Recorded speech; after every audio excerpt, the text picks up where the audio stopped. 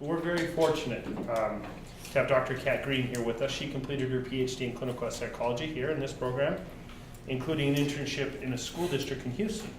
She then completed a 2-year postdoctoral fellowship at Texas Children's Hospital, Baylor College of Medicine with specializations in evidence-based interventions for 1, preschool and school-age behavior problems, as well as 2, childhood anxiety disorders, particularly OCD and selective mutism. She's been an assistant clinical faculty in the BYU Psychology Department since fall 2016. We're next door neighbors. She has the funnest people coming in and out of her office, bar none. It's not even close. And was that a practicum you guys had? If on Thursdays last year you had a bunch of kids coming in? Yeah, we have a preschool clinic. So they have some wonderful things they're doing here in the clinic. Our work with children has really increased since she got here. And I'm very grateful to have her and have her present to you today. Thanks, You're welcome. Granted, I have a dollhouse in my office, so it kind of makes it Her office is guaranteed to fun. be more fun. It's worth just looking at. And you have the selective light dimming that I if you want. know. Whatever you want there. I can never decide. Which one just dims the front lights? Any guess? The one level down. This one? Yeah, I think so.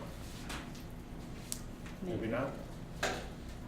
No change, but I'll pretend in my mind like that changed. So the more I started putting together this topic that I was asked to talk about, it basically is all of my training in an entire field. So we're going to be kind of hitting some highlights of different things. I didn't know exactly who the audience would be, so I actually got some feedback ahead of time. I appreciate students who filled out that little Google form trying to identify what you might be looking for, and you guys kind of split across everything. So thank you. It wasn't super helpful, but thank you.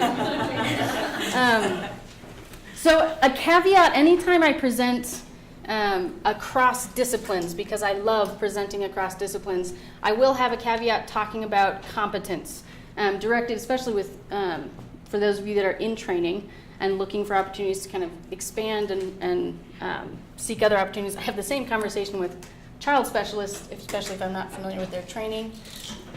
What is our primary ethical responsibility?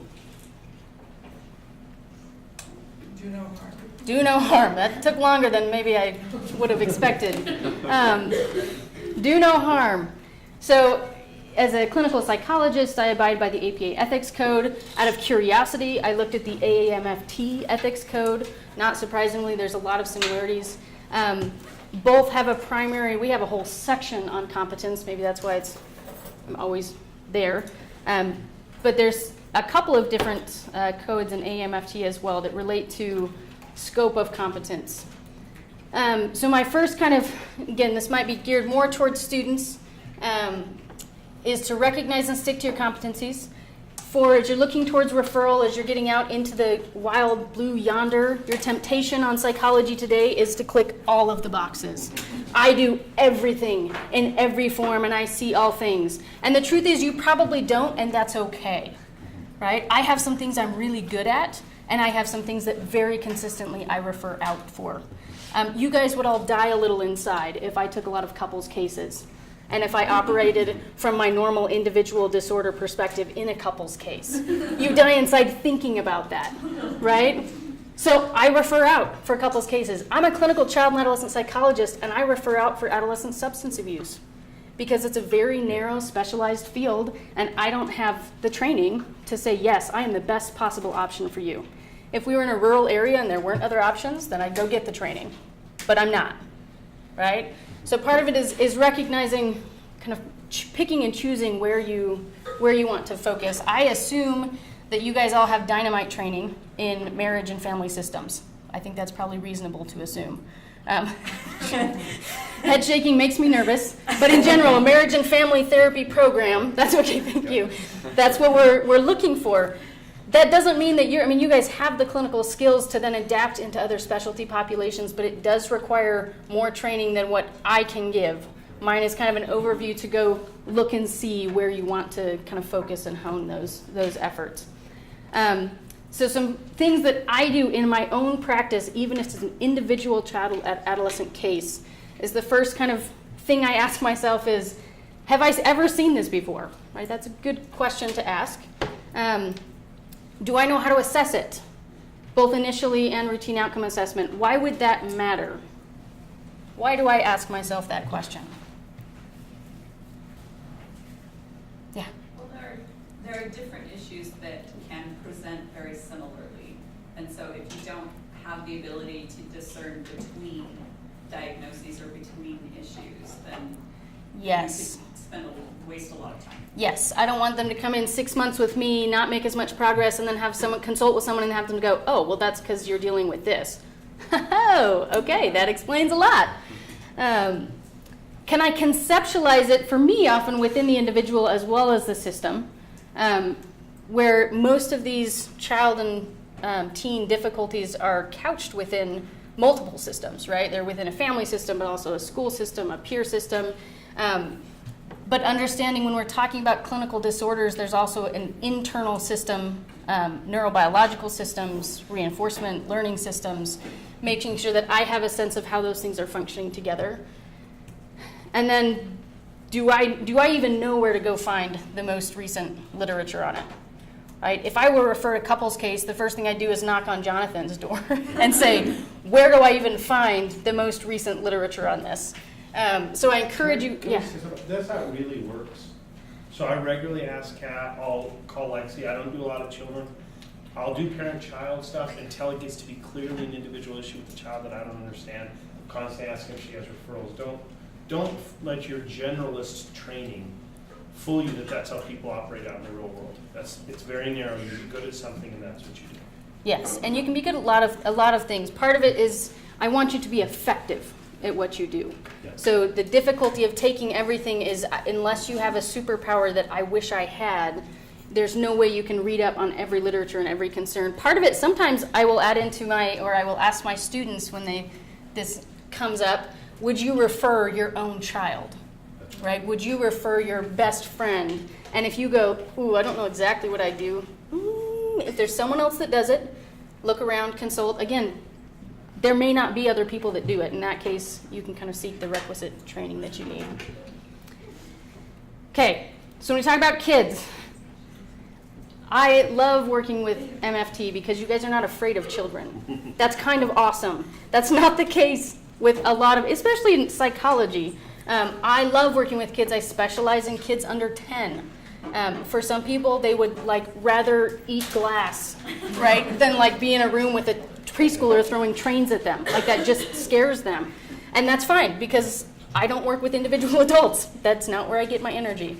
So I love that you guys work with the full spectrum and aren't just inherently scared of them. Also, you guys do a good job of understanding systems and the different pieces of them. Not surprisingly, kids are not mini adults. We didn't just shrink them down Oompa Loompa style. They don't function the same way. They don't operate the same way. Therefore, it stands to reason they do not respond the same way to adult-focused conceptualization, diagnosis, treatment, other concerns. And we have multiple systems that they're kind of embedded in. So when we think about kids, and here I use kids broadly, anything under 18, really sort of under 25, depending on what we're talking about. Development is usually what I'm talking about. There's still development in the frontal lobes and in our social emotional skills. What are some kind of developmental concerns with kids, some things to keep in mind in how they function in the world, either typically developing or with concerns? Yeah. I know I'm trying to help some parents understand right now that their kid's frontal lobe just isn't fully developed, and so even though, yes, you know that's fully bothering you what they're doing, they can't understand that what they're doing is bothering you so much. I love it. Yes, we'll talk more about that. Yeah.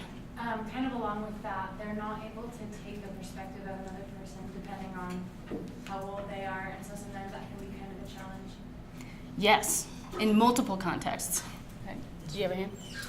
Yeah, one thing that comes up for me is that children have such uneven development sometimes. And so parents will kind of sound the alarm because, oh, my child's not matching his peers.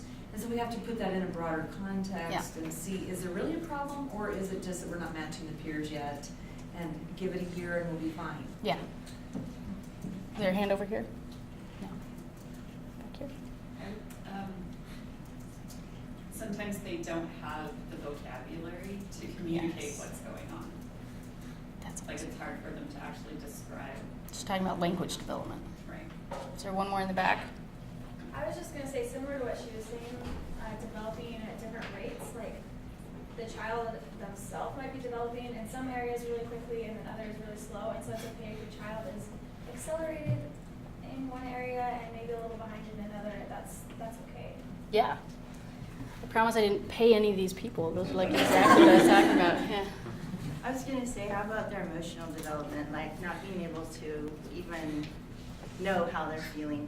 Yes. You have to use those pictures. Especially for kids, but I'm not gonna lie, there's times in my life where I'm like, what am I feeling right now, right? Like, that's a really complex skill that we assume that not only kids should be able to do, but that everyone else should be able to do when, maybe we don't all do it all the time.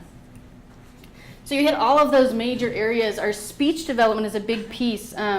One thing I'm excited about here is kind of the interdisciplinary clinic as we kind of build relationships. When I was working in a hospital setting, one of the most common referrals we got was from speech and language, and one of the most common referrals we made was to speech and language.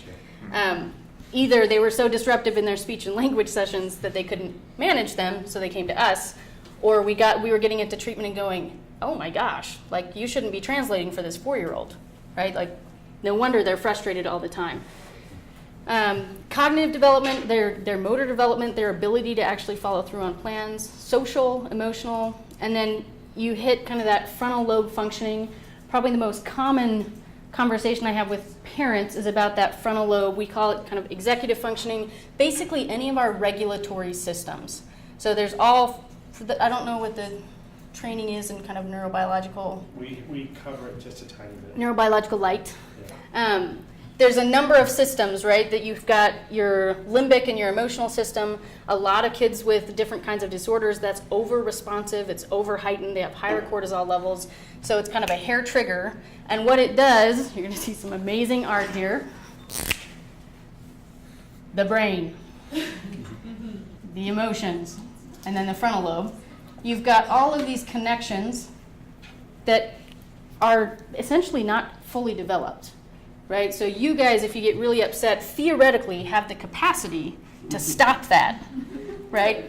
And let your executive functioning say, what are my options? What are the consequences of doing this, right? Can I say that at BYU? What will happen if I do? And kind of kick it back and make some choices. I do that often. Kids, not only does emotion, even for adults, strong emotion here, shuts off that connection because your brain is assuming if you're being chased by a bear, you don't need to stop and think about it. Truly, that's the kind of, it sets off that overreactivity. We can see that chemical cascade just says, nope, you don't need that right now, just run, or just scream, just go, whatever it is. Not only is that cut off with emotions, but in most, if not all, childhood disorders, this is significantly and measurably disrupted. Right? So even though kids are normally just trying to build that connection, it's in infancy, any kid that's not kind of meeting that norm is significantly behind. So not only do they not know what they're feeling and not know what other people want of them, but even if they do, they can't decide, they can't make those decisions and plan those blocks. Even with typically developing kids, right, you give them a list of 10 things and 2 of them get done and you're like, and it's like, that doesn't surprise me at all, right? I can't maintain 10 things in my head. The idea that they can maintain 10 steps, whether that's tasks that you gave them or whether that's, oh, it's a new friend, what are the things I'm supposed to do, right? And then walk through those steps. It's really common that they get sidetracked and derailed. So these regulatory systems, often when I talk to parents and I'm providing psychoeducation about what's going on, I'm talking about kind of their brain development, especially in the frontal lobes related to those that emotional functioning. A lot of the heritability we have when we talk about things running in families and vulnerabilities and genetic loadings, they're often measured in these regulatory systems. So we talk about we pass on increased, for things like impulsivity, it basically cuts off a lot of the chemical track in that system, right? It's just bypassing, no brakes, it's out, and that runs in families, right? It can look different, different behaviors, different disorders, but a lot of the genetic heritability is talking about regulatory systems. So that's when we talk about understanding individual systems within the broader system. And like I said, those are almost always disrupted. Any questions about that? Burning questions about regulatory systems? So can I just ask you what you look for in the first session to where you're saying this kid is unusually disrupted? It's not just immature, it's not that he's just a kid. What are you looking for? So we'll talk some about assessment. Typically, I have an intake, and I always will send out standardized rating scales. So my rating scales are gender and age normed. And it's really important when you're assessing kids that it's gender and age normed. Because ADHD criteria were basically written for 6-year-old boys, right? Like all 6-year-old boys. Qualified. So just like across the board, right? You walk into a primary classroom and you're like, this is what they were written for. So what I want to see is on a gendered and age norms, and I show this to parents. I get it from parents and I get it from teachers, so I want it from multiple settings if I can. If they're in preschool, we'll reach out and see if they've got daycare, preschool, someone else who can do that. I'll show them the picture, right, and say, compared to other 6-year-old boys, he's in the 99th percentile on hyperactivity, meaning he's working harder than about 99% of other boys his age just to hold it together. So I will typically, rather than talking T-scores, I like talking about percentiles, and I will most often frame it as the amount of effort that they're putting in just to sort of hold things together, in some ways to kind of shift the perspective on the child that most of this is not voluntary, especially for younger kids. They're not like getting the chance to maliciously be like, what could I really do to bother you right now? Some kids do. In general, though, we're talking about bypassing systems before we get a chance. So I will always use standardized behavior rating scales. Align with the DSM criteria. That gives me the best sense, and then I will do outcome monitoring as I go, which usually has norms and cutoffs to get a sense of when we're back into the normative range.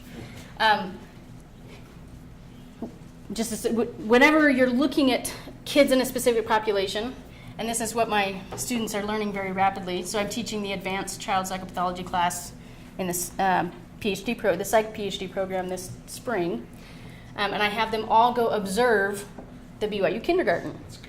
Intentionally not looking at the kids that draw their attention, right? In the mental health field, we're sort of zoned in. We see stuff, and we're like, I'm going to pretend like I didn't see that, right? Like, I'm off duty. It's really important to have a sense of normative development compared to dysfunctional development. I would argue you can't really make diagnoses of what dysfunction is if you don't have a good sense of what typical is. So part of that is staying grounded in normative settings, and part of that is consultation, both with colleagues and the literature. Part of the reason we get teacher ratings as well is the comparison sample is different. They're seeing it across the board. Yeah. Thank you. Okay, so when we think about all these internal systems, all these things going on for kids, what are some implications for intervention? Considering where their development is at and considering their capacity to modulate and execute different things. I don't know if this is what you're getting at, but like, if the kid is developing normally, from your perspective, maybe more of the interventions are going to be teaching the parents psychoeducation, making them more comfortable with it. But if the kid is actually not normal, if he's actually or she's experiencing a problem, then focusing more on the interventions to help the kid get to where they're supposed to be. Yeah. And I will typically view most of these problems are on a continuum. We have a clinical cutoff that is fairly reliable for most of our disorders. They do seem to hang together and have more difficulties, but it does tend to be on a continuum, right? So I might take the same approach. Even if they're normative, I might still work with parents to try to adjust, kind of work on family stress. But at some point, it's like, okay, this is well beyond kind of what I'd expect. Yeah. I know in the MFT program, we always go to like play techniques as interventions because it's on their level, it's familiar, they have that vocabulary. Yes, we're going to talk more about that when we're talking about individually disordered concerns. So the biggest implication considering regulatory systems is that they need directed, skills-focused intervention. Because whatever you tell them in the room, they cannot take from the room and independently apply. Also, there's nothing we can do to speed that development, right? To say, like, I'm going to put you on the super fast track to get regulatory systems in place. Go striatum. Like, that's not going to work as well. And the adults in the system play a critical role. When people call me for referrals, before we even, they'll say, do you have availability? And I'll say, I'm going to stop you. Let me tell you about my style.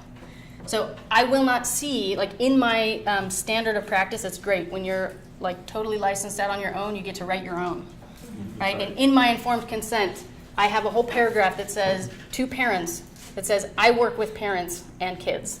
I expect engagement and I expect participation and work from parents and kids, right? I typically won't see kids by themselves till they're maybe 10 or 11, and then it's only part of the session. Maybe when we get into teenageness, right, and we're starting to take more independence and we can do more things in session, then typically I see them mostly by themselves. Parents are still there at the beginning and the end, so they know what they're working on. They know what they're doing at home. They know what experiments we're doing, what skills we're building. Adults are the most important piece.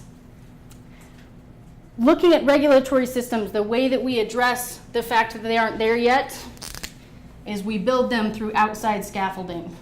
Right? You guys ever seen a building under construction and you see the scaffolding up?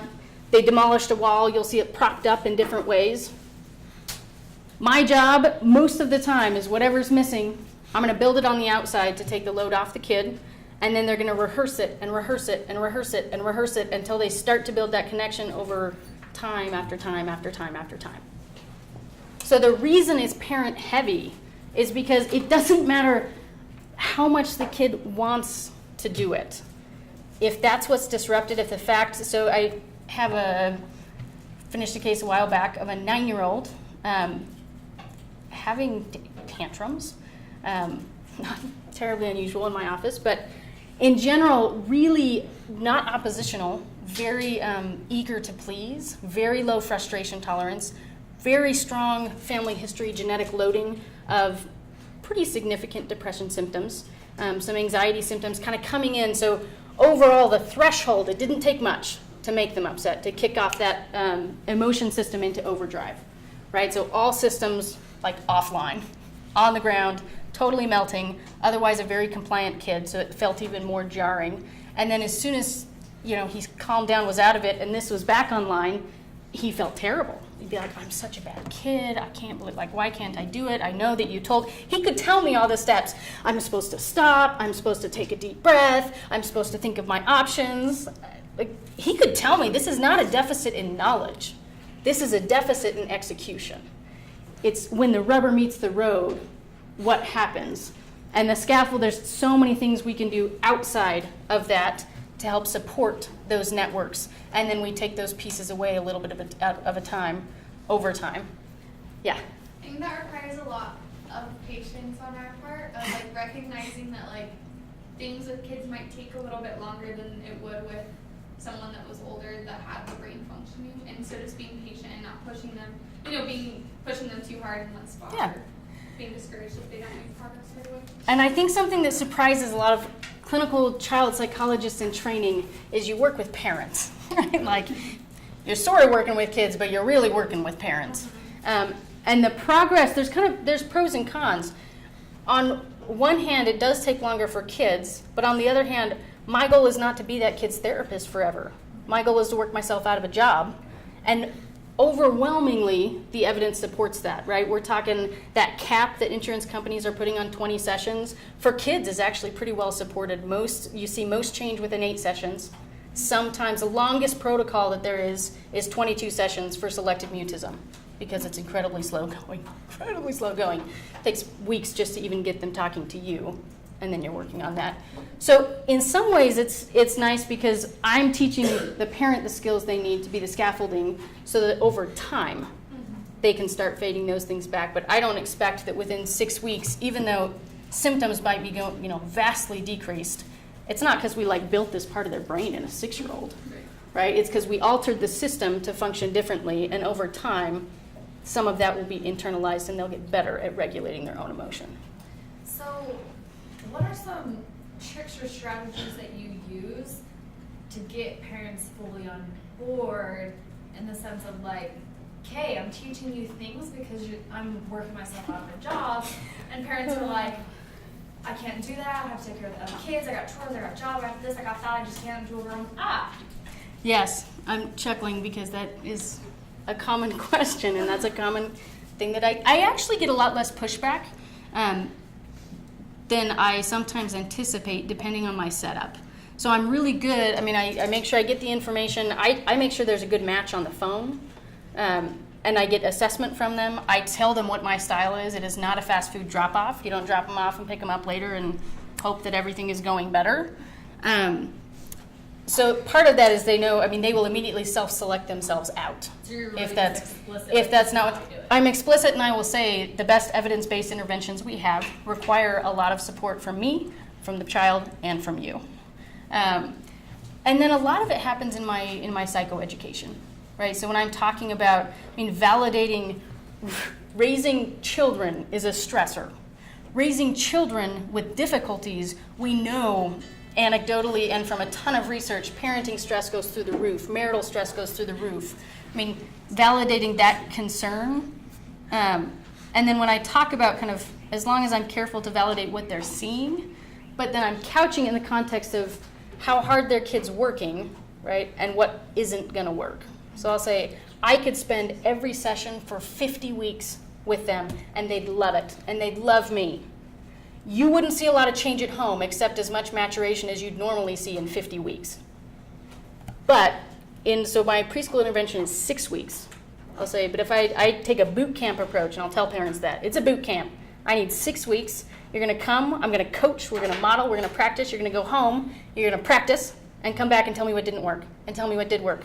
And we're gonna make adjustments, and then I'll give you the next piece. So I'm fairly directive in a lot of these shorter term interventions. The older they get, the more of a shift you might see. That sort of answer that question? And sometimes, I had a conversation a few weeks ago. I was shocked that they came back after the last conversation we had. Particularly challenging kid, but it's a particularly challenging combination of child and both parent personalities, some marital stress related to the child and probably otherwise. And one of the parents is just so frustrated that the child's not doing what they're supposed to do. And every time it's like, I don't understand, but then they go do it and things are getting better. And at one point I said, so what you're telling me is you want a 30-year-old without ADHD? And they were like, yes. And I was like, I appreciate the honesty. I can't do that for you. Right? Like, I wish I could. I feel it. I can see it's wearing on you guys. It's stressful. There's nothing, as long as I keep my should here and he's here, we're just going to be frustrated about the gap. And he can't come to us. It doesn't matter what I do. He can't be a magic 30-year-old without ADHD. Right? We're going to have to bring the bar to him and move there more slowly. So I'm a pretty warm person, but I'm also a pretty direct person. And at some point, I have had people say, do you know what, I'm done. And we'll have a conversation. I'll say, is this a bad time? Is this not the right fit? And I've had people that say, yeah, that's not something I'm willing to do right now. And I own that. That's fine, right? I'm even okay that people don't like me sometimes. I'm okay with that too, and I'll give them referrals to somewhere that I think is a better fit. But being direct is helpful. Adults are the most important piece. So I know some of this is going to be repeated. You guys know fight or flight. That should sound familiar. We send the system into overdrive, right? You see a bear in the road. Your brain goes, oh my gosh, that's a bear. Releases a ton of adrenaline. All these systems are offline, and you're ready to either fight the bear or run. If you ask a child, they will all be like, I'm going to fight it! And I'm like, good for you. I would run. But what happens for adults, we have all of these options to evaluate whether the perceived threat is actually going to hurt us or is actually as bad as we think. Right? We have all of these resources, these metacognitive resources to be like, let me put this in perspective. Let me take a break. Kids don't. So all of their feedback comes from their own body, this adrenaline response they're getting, and the adults around them. And what often happens is anytime that system goes off and we either say huge anger or we see huge anxiety, What do mom and dad do?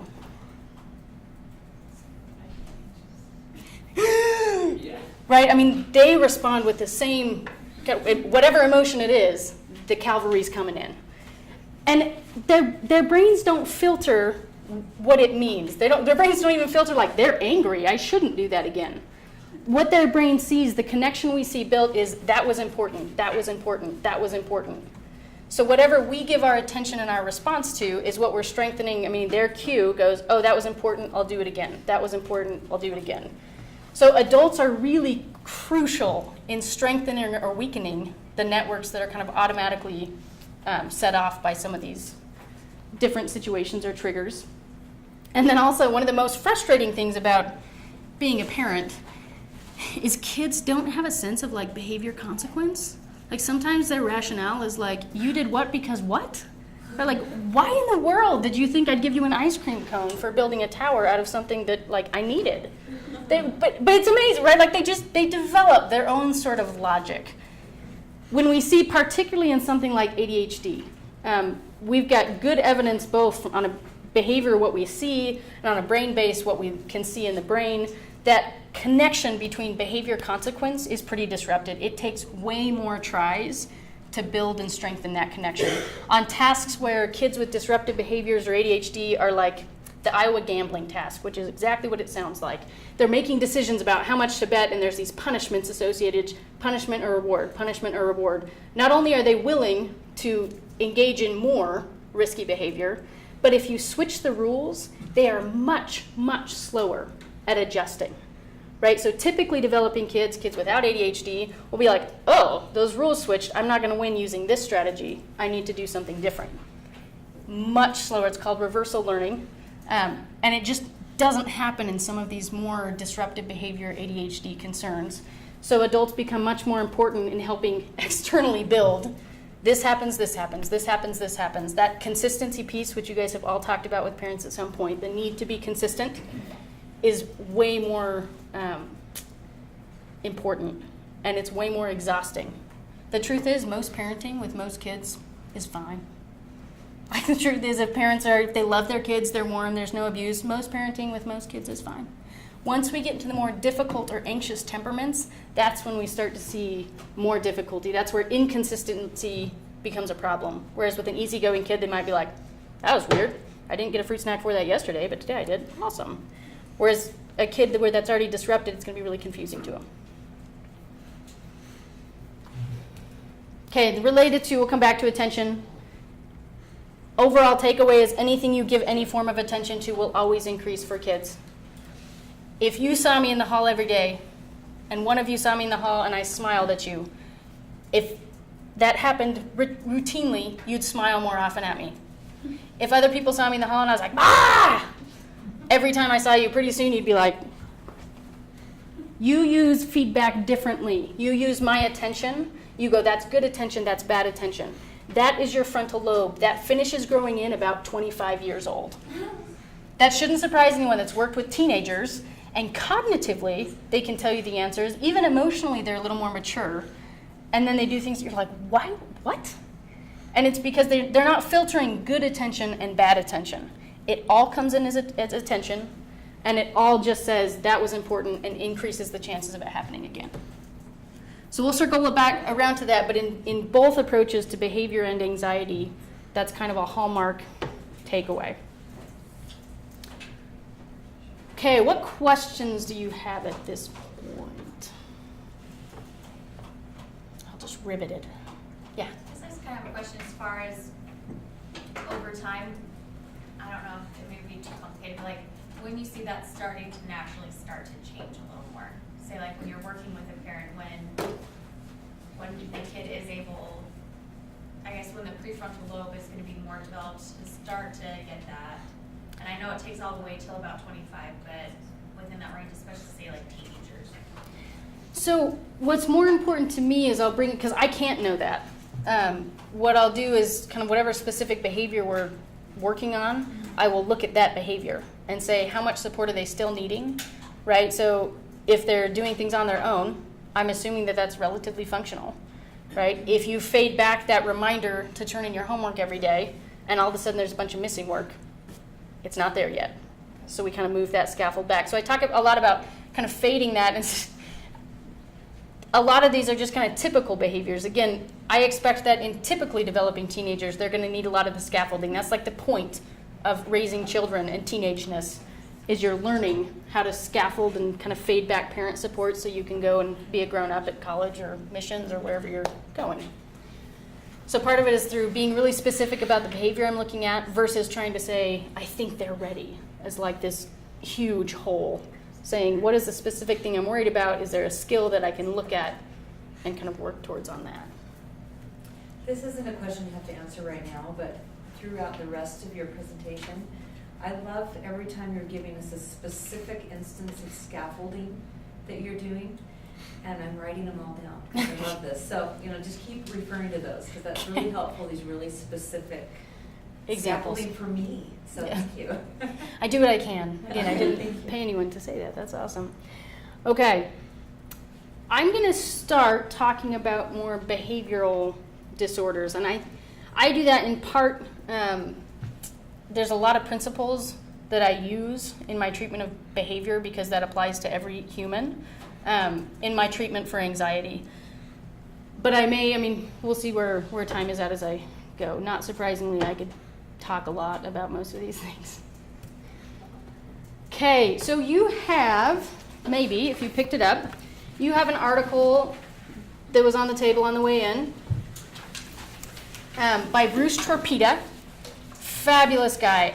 If any of you are looking at specializing or working a lot with kids, I recommend joining APA's Division 53. It's an awesome, close-knit community that's very focused on dissemination of treatment. So trying to get kind of evidence-based treatment into like real settings. Like, no, I can't do 90 minutes for a million weeks in like a real-world setting. What was the number? Division 53. So Bruce Torpeda and John Weiss are kind of two big hitters in that community as far as understanding principles of evidence-based intervention and kind of seeing where it's being used. So this was a 2009 article. I chose this one because it has all of the different kinds of treatment. There's Division 53's journal. Every 10 years publishes an update of evidence-based practices in assessment of blank, blank, blank, and an intervention of whatever it is. They just published the updates to intervention for ADHD just this last month. So if you're ever looking for evidence-based treatment for that, that's probably your best resource, is they publish those pretty frequently. So if you turn to page 165, it's a table, and this is compiled across, this is looking at treatments compared to each other. When they talk about wins and ties, we're not like playing ping pong, but that would be cool. It's looking at how often did that treatment outperform another treatment. So what I like is it's the most succinct version I could find that talks about our best support. Level 2 is good support, meaning there's more mixed research about it, and then it goes on to the next page of moderate support and minimal support. Number 1 evidence-based treatment for disruptive behavior is parent management training. I found consistent stuff in the Journal of Family Therapy. I don't know, what is your flagship journal? Journal of Marital and Family Therapy. Marital and Family Therapy. Family process is often used. So it seems consistent with what I was seeing in some of the family lit as well. But parent management training by far has the most research, and it's always the go-to unless there's something clear that suggests we should do something different, like bring meds on board or bring other people in if we can. That's great. It is not CBT. Whereas sometimes clinical psych, like all we say, we're like, CBT, to the point that I'm like, wow, calm down. Disruptive behavior is primarily, a systemic problem. Particularly in the context of ADHD, it stems from a neurobiological concern, right? It's this mix. Something I'm assuming sounds familiar, especially to you guys, is we've got elements, the kid comes in with some vulnerabilities, the parents come in with some vulnerabilities, and then the interaction between those two is hard, right? And it escalates over time as we introduce other pieces. So when I see kids with any sort of behavior concern, for assessment, much to the frustration of my neuropsychologist friends, For children, still the best, most predictive way to diagnose ADHD is through behavioral rating scales. You can do neuropsychological testing. The problem is most kids with ADHD have executive functioning problems. They can't switch their attention, they can't inhibit themselves, those kind of things. Only about half of them do that on formal one-to-one distraction-free testing. So neuropsych testing can be helpful, especially to give kind of a strengths and weaknesses profile. But the best assessment we have at this point is behavioral measures. So we're talking about I don't know how familiar you guys are, the Connors rating scales or the BASC are the most common broadband scales that I typically use. They're both online, so now I can send the email to mom, I send the email to teacher, they fill it out, it magically scores it, the clinic pays them, and then I can pays the test developers, and then I can look at those. I will always combine that with really careful developmental history and intake. I want to get a sense of the order of things I'm ruling out. Certainly autism, although all these things can happen with behavior problems, but I want to make sure it's not only due to things like autism, any sort of medical condition, primarily sleep problems, major changes in their routine or adjustment. If something big has happened in the last 3 to 6 months, then that's something that's kind of floating on the back of my mind. But really behavioral concerns like oppositional defiant disorder and conduct disorder, straight up behavioral diagnoses, like right through the DSM-5, it's like, do they do these things? Do they do 4 of them in the last 6 months? ADHD, they need to meet the DSM criteria, but they also need to be well above gendered and age normed cutoffs to say this isn't just 6-year-old boy. That's probably one of the most validating things that parents get when they come that first appointment. I say, so you asked me on the phone, I don't know if it's just because he's a 5-year-old boy. I'll say, let's answer that question, right? Compared to other 5-year-old boys, this is where he's at. And it gives them a nice sense of kind of where their expectations or perceptions are. Most of the time, parents are right. It's true in pediatrician's office, it's true for us. They might not be right in the degree or magnitude, but most of the time in studies of pediatricians, like 80% of the time, if mom's like, no, something's wrong, something was wrong. Okay, conceptualization. How do you guys talk about conceptualization? Yeah. We usually talk about systemic patterns, like interaction Okay. patterns that happen repeatedly. Okay, perfect. So we talk about it, similarly, we usually are looking at all the different areas in the individual, right? So biological vulnerabilities and systems, development, things like speech, language, if there's other concerns going on, social support, and then bringing parents in for how that system has developed over time, or other caregivers if that's who's at home. So I'm usually looking at temperament, which I think there's some overlap with our literatures there too as well. So when we look at temperament, that's often talked about in the attachment literature. So I'm looking for, we've got pretty good, reliable, difficult babies, so hard to soothe. They don't get into routines. They don't eat on time. They don't sleep on time. They're highly reactive.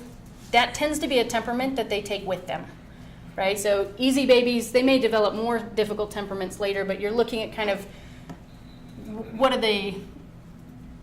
their normal patterns of responding to things that are probably inborn to some degree. Right? Some of its vulnerabilities and then very early on has been shaped. Comorbidities, things going on, onset and maintenance. So it's very rare that something specific set things off all of a sudden. Sometimes it's perceived that way, but as I kind of get a picture, like they started preschool and everything went wrong, or we moved houses and everything went wrong. And more often than not, there's a lot of markers along the way that said, yeah, we've got some difficulty, and then we hit something that either was stressful, so it increased those things, or parent stress increased, and they said, I can't deal with the tantrums, where before they might have had a higher tolerance for them. So typically I'll talk with parents.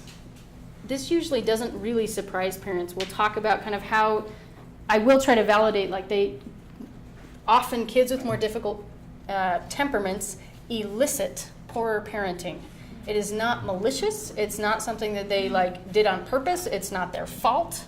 I stay away from that, but they definitely do, right? They require a lot more. They're harder in a lot of ways. especially if they have other kids with different temperaments that are easier going, and all of a sudden their normal parenting is like, am I just not a good parent? By this point, they've had 1,000 people and Facebook tell them what they should have been doing and why it's not working.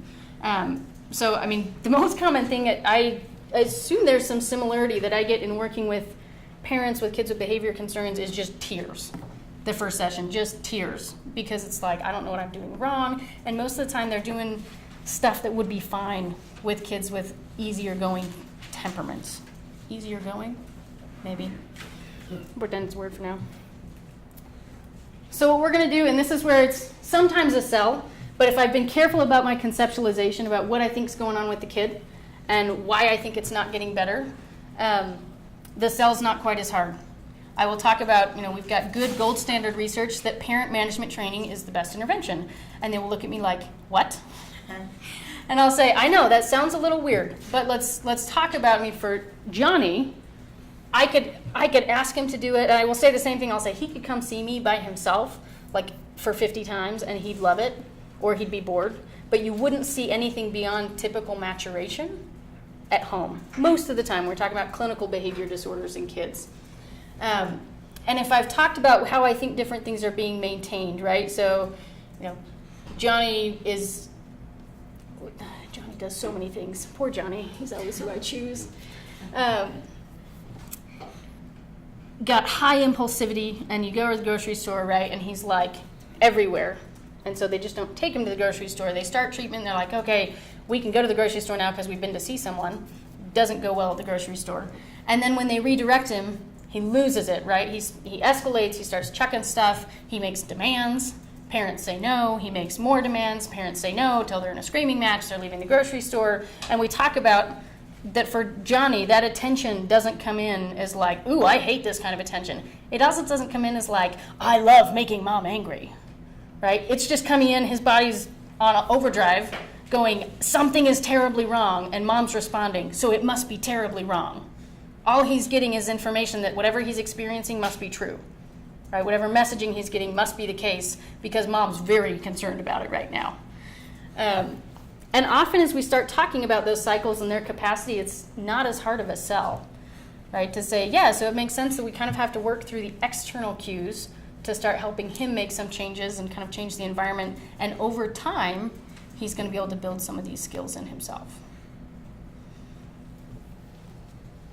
Questions, concerns, complaints? Yeah. Are you going to go more into parent management training?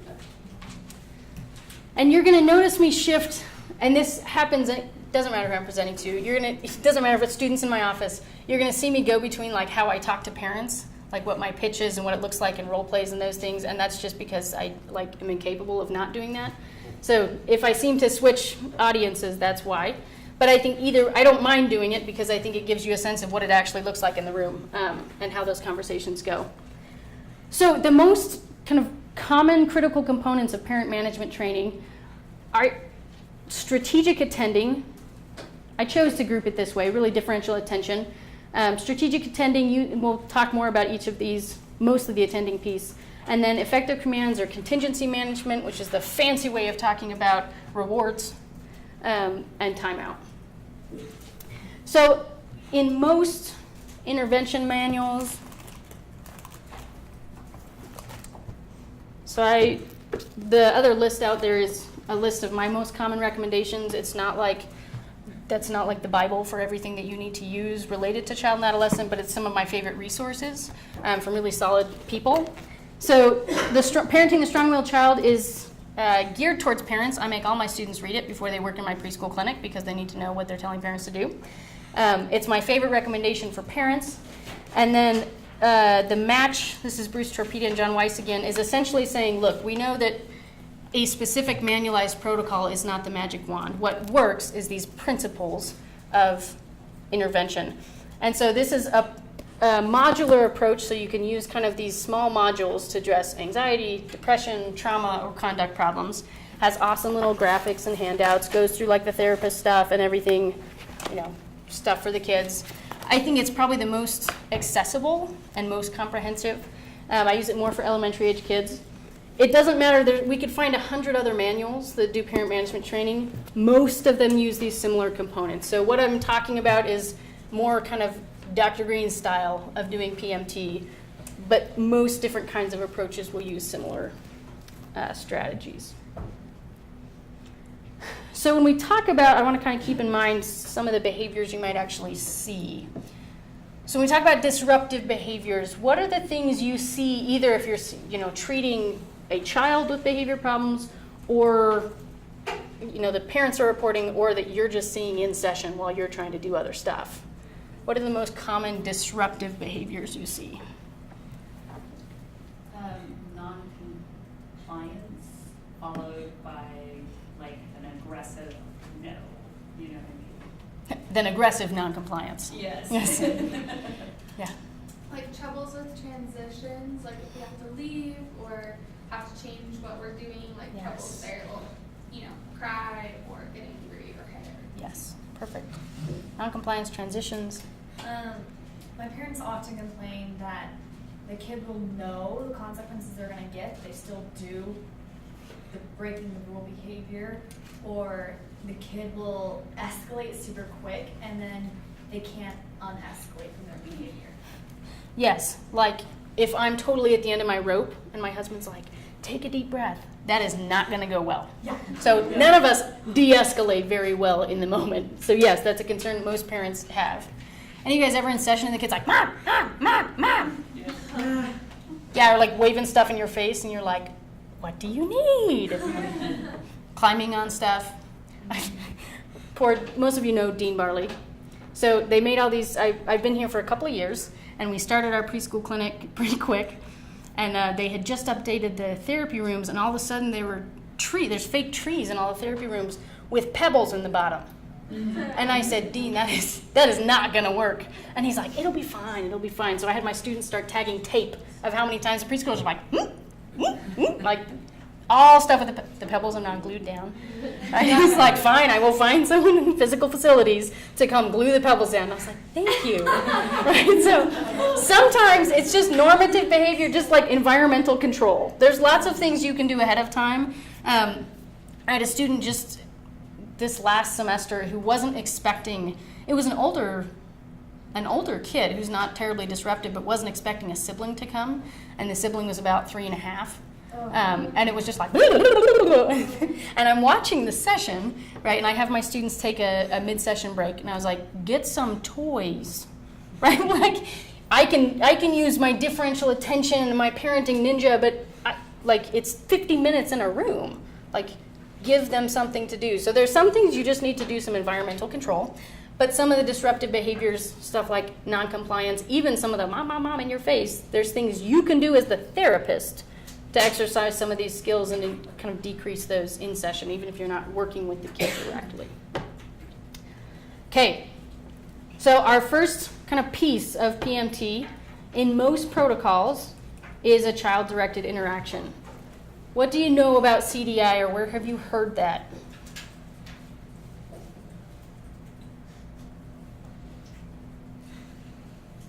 Yeah. Like play therapy kind of? That's most commonly kind of where we interchange those things. And this is where I'm less familiar with kind of MFT's field on it and much more familiar with some of Sheila Iberg's stuff, so kind of where it developed in clinical psych. So what is the goal, right, of a child-directed interaction or play therapy? Talking on their level. Talking on their level. Yes. I think part of it is just getting them comfortable with a stranger. Yes. Some of it's rapport building. And I should clarify, I will often do activities in my session. They're just not the change activities, right? They're rapport building activities. I don't expect the activities themselves to be what affects the symptoms, except through kind of rapport and their engagement. So when we're talking, I think you're getting a lot of information about the family system. yeah, and so part of it is when we're looking at a child, most of that I've done beforehand, and some of it depends on where we're at in that. So when we talk about child-directed interaction in the context of parent management training, it's exactly what it sounds like. It's child-directed. So I will tell parents, during this, and I usually flip and talk about the purpose later, which I'm going to in a minute. I'll say, okay, so there's some rules. I'm going to give you the don'ts first because it's easier to start there, right? There's no questions, there's no teaching, and there's no criticism. And parents are like, okay, wait, what? They're like, what am I? Because can you imagine, which one of those do you think is the hardest? Questions. I do a lot of CDI, and I still find myself asking questions. Where are you going to put that? What are you going to do next? What do you want me to know? What color is that? They're just like, we're constantly asking questions. That's our style. But what it does is it forces the kid to answer. So it sets them up either to be non-compliant or to stop what they're doing and attend to what the parent's doing. Outside of CDI, that's like absolutely necessary. You can't like let your kid live their life like this in a child-directed interaction. They will be happy and they will like get hit by a car. Like that's not going to work very well for them, right? So when we talk about child-directed interaction, we're talking about it being developed and a developmentally appropriate level of control for 5 to 10 minutes a day that I want them to do at home. So my goal in CDI is to teach the parent to do what I'm doing and take it home. That's where you get the leverage is what they're doing at home, not once a week in my office. So they're going once they're like, oh, what am I supposed to do? You get to be a sportscaster, and I'll be like, what sport do you follow? And I just hope that it's not something I know nothing about. One family's like, lacrosse. And I was like, dang it. You have a stick, right? And they're like, yeah. I didn't know if they were called goal. I mean, I was like, let's do basketball. The goal is that parents are taking a sportscaster role, closer to a radio commentator, because I feel like on TV, like they can add in all sorts of things. On the radio, they are like play-by-play, giving you exactly what the field looks like, right? They're like, he's going to the left, he's down to 10, he's down to 5. Yes, I do know that's not basketball. But all they're doing is trying to describe what the field looks like. The point of CDI is there's a lot of good research benefits for the child. It does strengthen the parent-child relationship just by itself. It actually improves child frustration tolerance. It improves child attention span. It improves child vocabulary. There's lots of good benefits. The purpose of having it in PMT, the target is the parent. I want them to become very aware of the language that they use with their child, and I want them to practice something different. And it's hard. It's kind of a lab, right, where they're troubleshooting and they're trying things and it's not working and they need to make adjustments. So I will usually model, we call it special time, in my office. And I'll say, okay, so I'm going to do special time. I have had kids that refused because they just didn't know me and thought I was weird, and that's fine. Most of the time, though, kids warm up pretty quick. I do give pretty specific boundaries on special time because kids love it. Like, they would do this all day, every day if they could. So I'll say, all right, Johnny, we're going to do some special time, right? And all I'm doing is I'm narrating what he's doing. It's as if the parent were outside the room. Am I describing the scene in a way that they could imagine it? I'm using you. I'm not like some weird third person, and then he's doing this. I'm like, oh, Johnny's making the car. You're going down that thing, and then I just use the third person. You're making that go down the ramp. Ooh, you got the yellow one next to the green one. And I'm going to join in the play, but he is totally in charge. There is no reason that I need to direct the next 5 minutes of play with cars. Like there's no reason that I need to do that. That does mean that they need to pick activities that are child friendly, no glitter and glue, right? Not things that they have to give limits and they have to give commands.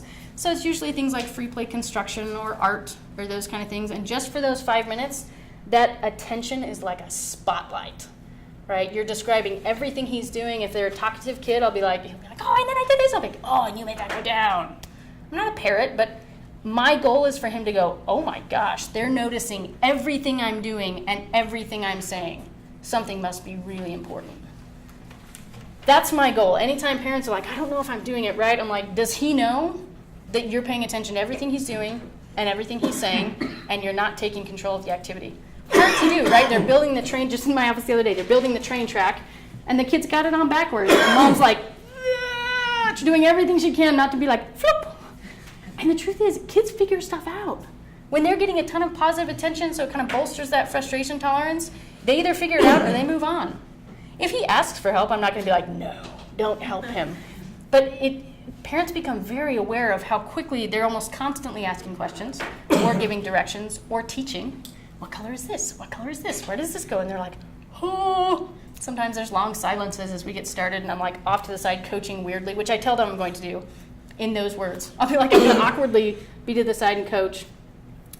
Older kids, we do this as I described until about maybe even 8. And then we might have more kind of narrating what you're doing, narrating what they're doing, some back and forth, or the 9-year-old's going to be like, what is wrong with you? Why are you describing everything I'm doing?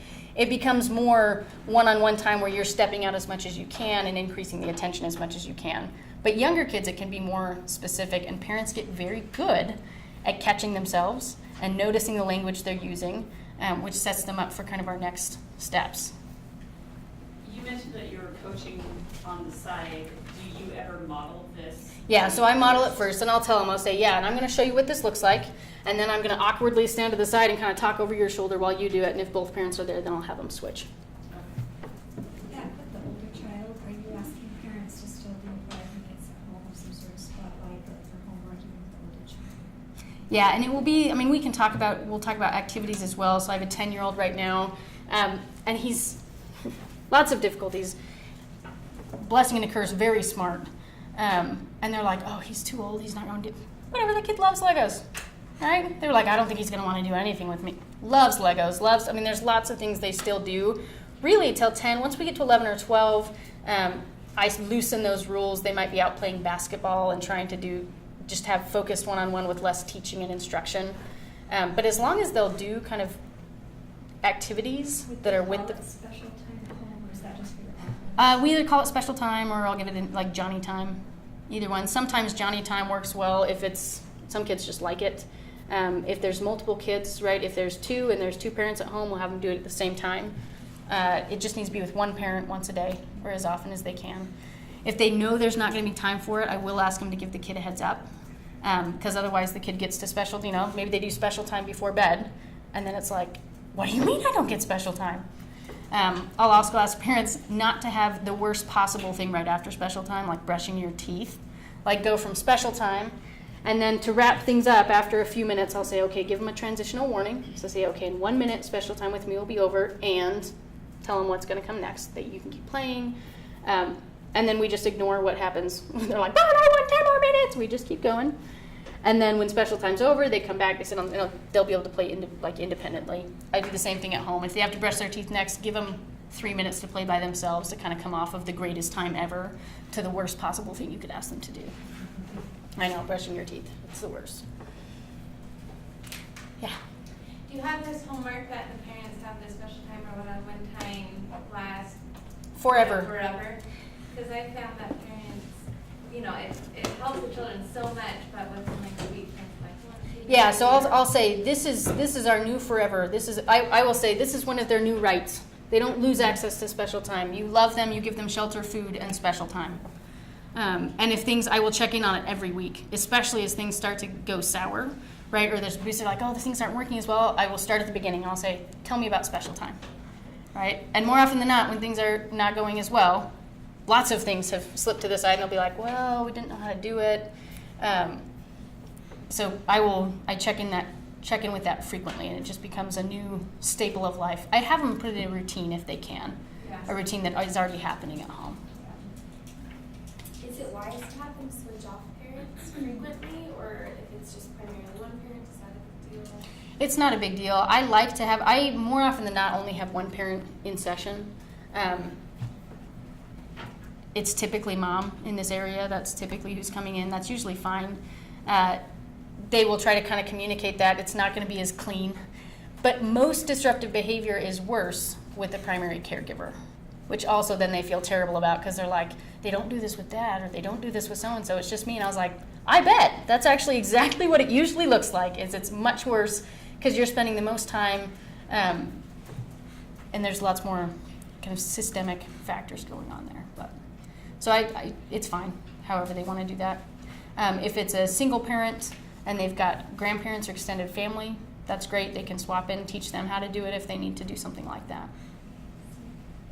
Yeah. Just kind of piggybacking on what you just answered. So it's usually, let's say, mom always making the demands, and they're always in conflict with mom. Mom, if it's a 2-parent home, mom should probably do special time to prepare that leadership. Mom's usually the one presenting, so she's usually going to be the one doing most of it anyway. And then it's kind of a mixed bag on how the other partner, if there's another partner, kind of how involved they are, which you guys probably are familiar with.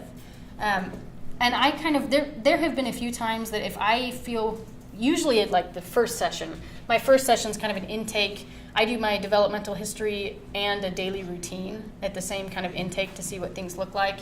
If I've got major concerns that another caregiver needs to be there, I will tell them. So if that's something that I'm concerned about. Okay. So my goal within PMT, the goal is to teach the parent child-directed interaction, right? And then that's what they need to be practicing on their own at home. The kid's not practicing any specific skill, right? The kid's loving it and they're learning, but it's not directly related to some of the disruptive behavior. I will typically give the parents a heads up. The kids will love it. It's going to feel super awkward for you for a little while. Some parents, it feels really awkward to just be narrating and be like, and then you're, especially if they're not as, if they don't typically join play as often, right? They feel kind of awkward. It starts to become more natural, and to your question about kind of keeping it up, parents usually after a few weeks, as they start to feel comfortable, really like it. It's essentially a time they get to step back from all the normal correction, discipline demands, and just sort of enjoy their child for who they are. And once it's not as demanding to be like, okay, am I asking questions? Kid gives you everything you need to say, so it's fairly easy, right? Once you get into the habit of it, I mean, you're just describing whatever they're doing. I love it when they talk, because I'm like, you just gave me exactly what I need to say. Oh, and you think it's going up, or you think it's going down, or you think it's going there. So parents often will keep this up because they notice a difference. With that said, all the behavior problems are not going to go away. So sometimes they'll come back and be like, I did special time and it didn't work. So as much as I can, I try to head that off and say, look, we're going to start by building a foundation. It's going to help the parent-child relationship, but also you're going to be using some really important skills that we're going to jump to next time. But for now, I need you to do it, and you may or may not see big changes in behavior, but most of them see a change in, they like to see how much their child likes it. And they like to have that one-on-one time that they're like, oh, I didn't even realize I didn't do a lot of intense one-on-one with him. I feel like I'm with him all the time, but it's a little different when you're fully attending. Yeah. So I know you're talking about children, but I was just curious, you said it's forever thing. What does it look like when they're teenagers? Teenagers, it's more one-on-one time, but I will ask parents to try to, and it kind of, as you look at protocols, they step back from a lot of the specific rules, but similar principles, I will ask parents to start spending daily one-on-one time if they can with their teen in kind of positive activities that they know their teen likes. So especially with kids, I won't have, electronics are not going to work for special time, and I'll have them make a list of fun family activities and special time activities to kind of separate. As you get older, you'll find, like I said, often doing things like basketball, driving in the car, cooking something together. So when you do that, it's just, oh, look, you're putting the beaters in the dough. No, that's where I move. It's more kind of one-on-one time where those rules are far more relaxed. That's what you but so I'm not narrating as much or at all, because they'd be like, I hate this. I'm never doing it again.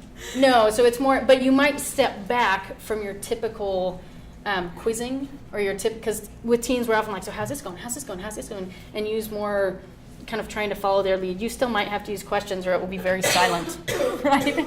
But you might ask them like, oh, so I heard the next version of Minecraft is coming out. And part of you is like, I don't know that. And you're like, in your face, you're saying, I really want to hear about that, right? So they get to talk about things that are important to them, that they feel like they're directing that to the degree that you can. Okay. But it's much, much more relaxed. Teens are not going to like that as much. Really, once they get 10, 11, 12, even just the narration, they'll be like, that's weird. Kids at first, my favorite is I'll have little ones and they'll come back and the parent will be like, as soon as I start narrating, they're like, you sound like Dr. Green. But then it goes away. At first they're like, that's weird, I don't like that. If parents kind of push through, pretty soon the kid's like, yeah, I'm a rock star. And they'll notice I always point out as much as I can, I narrate a ton in session. So the kid will be, doing stuff in the dollhouse. And as long as the parent's talking about that, they'll do it more, right? So the other day I had a kid in my office who was like pretty reluctant, kind of an anxious little guy and disruptive. Pretty anxious to kind of play while I'm in the room, and he starts kind of rolling the car a little bit, and Dad's like, oh, you're rolling the car. And pretty soon he's like, look at me roll the car. I mean, you see that attention, this principle that anything you give attention to goes up. You see that in action, highlight it. Highlight it to the parent, help them see, look, the stuff you pay attention to increases. Any of you see any problems with not being able to give any directions during special time? Suppose they do something that's like harmful. Yes. So there's a big caveat, right? They don't lose special time for bad behavior other times in the day. Special time can end if they're aggressive. It'll be, oh, special time's over for today, and we're done. The other thing is if they start to do things that you don't want to see more of, the most common things are just really loud, mostly loud play, or really aggressive play if that's not okay with the family. And I will usually ask, if I see that, I'll say, is that okay with you? And I'll say, if we narrate it, it will happen more, just so you know. So I want them to know if we pay attention to the guys hitting each other. They also did more in my office yesterday. It was like, can you find something to praise for your kid? And he's like, good job throwing the doll. And the kid's like, whoosh, and I was like, attention. See, if we give attention to it, it happens more. So if they start doing something that's inappropriate or disruptive, rather than giving any verbal reprimand, just use your attention. You are like a spotlight, and as soon as they're going, da, da, da, da, and banging things together or doing things you don't like, you snap that away and start narrating your own play. And the kids are like, whoa, what just happened? And then they'll try some things to get your attention back. And all you're doing when you're narrating your own play is waiting. You're just waiting for them to try something that works better. Most of the time, they'll come join you, right? They'll be like, oh, you'll be like, oh, and I'm driving my dinosaur over here, and they're going to school, and the kid will be like, whoosh, and then I'm doing this, and you snap that attention right back to them. So then you're back to narrating what they're doing. And like I said, if it escalates to aggression, you can give a warning and say, if the toys don't stay on the ground, special time will be over, and then follow through. So would you actually tell the child, we're going to look for positives, or you don't say? You don't need to. It's amazing. It's amazing what you don't have to tell children, right? Really, people, like we all would probably agree in our daily life that kids learn more from what parents do than what parents say. But often we focus a lot on what to say. And the truth is, kids they could tell me. They could be like, my house rules at home are blah, blah, blah, blah, blah, blah, blah, blah. Doesn't mean they do them all. So even if I said, we're going to do this special, they just talk about it as special time. And kids notice immediately. They're like, I feel like a rock star. I'm doing these things. If you snap your attention away because it's disruptive, I don't have to say a word. Stops, and they come back to what I'm doing. And then if it escalates and special time ends, the escalation doesn't happen very often. I kind of following through with that. So I have a question. Do you teach parents how to do this with the kid in the room and explain to them like all the kind of rules of special time? I overwhelmingly have most of my sessions, certainly under age about 7 to 8 kids in the room. I need the kid there because I want the practice we're doing. Parents already tell you it's so much easier to do in this room. It's so much easier to do here. It's a lot easier to at least get closer to real life if the kid's there, right? Practicing with imaginary Johnny is way harder. Ask my students that are trying to like role play, and I'm like, attend to the child, attend to the child. They're like, there's no child. So I have no problem talking about this in front of the child.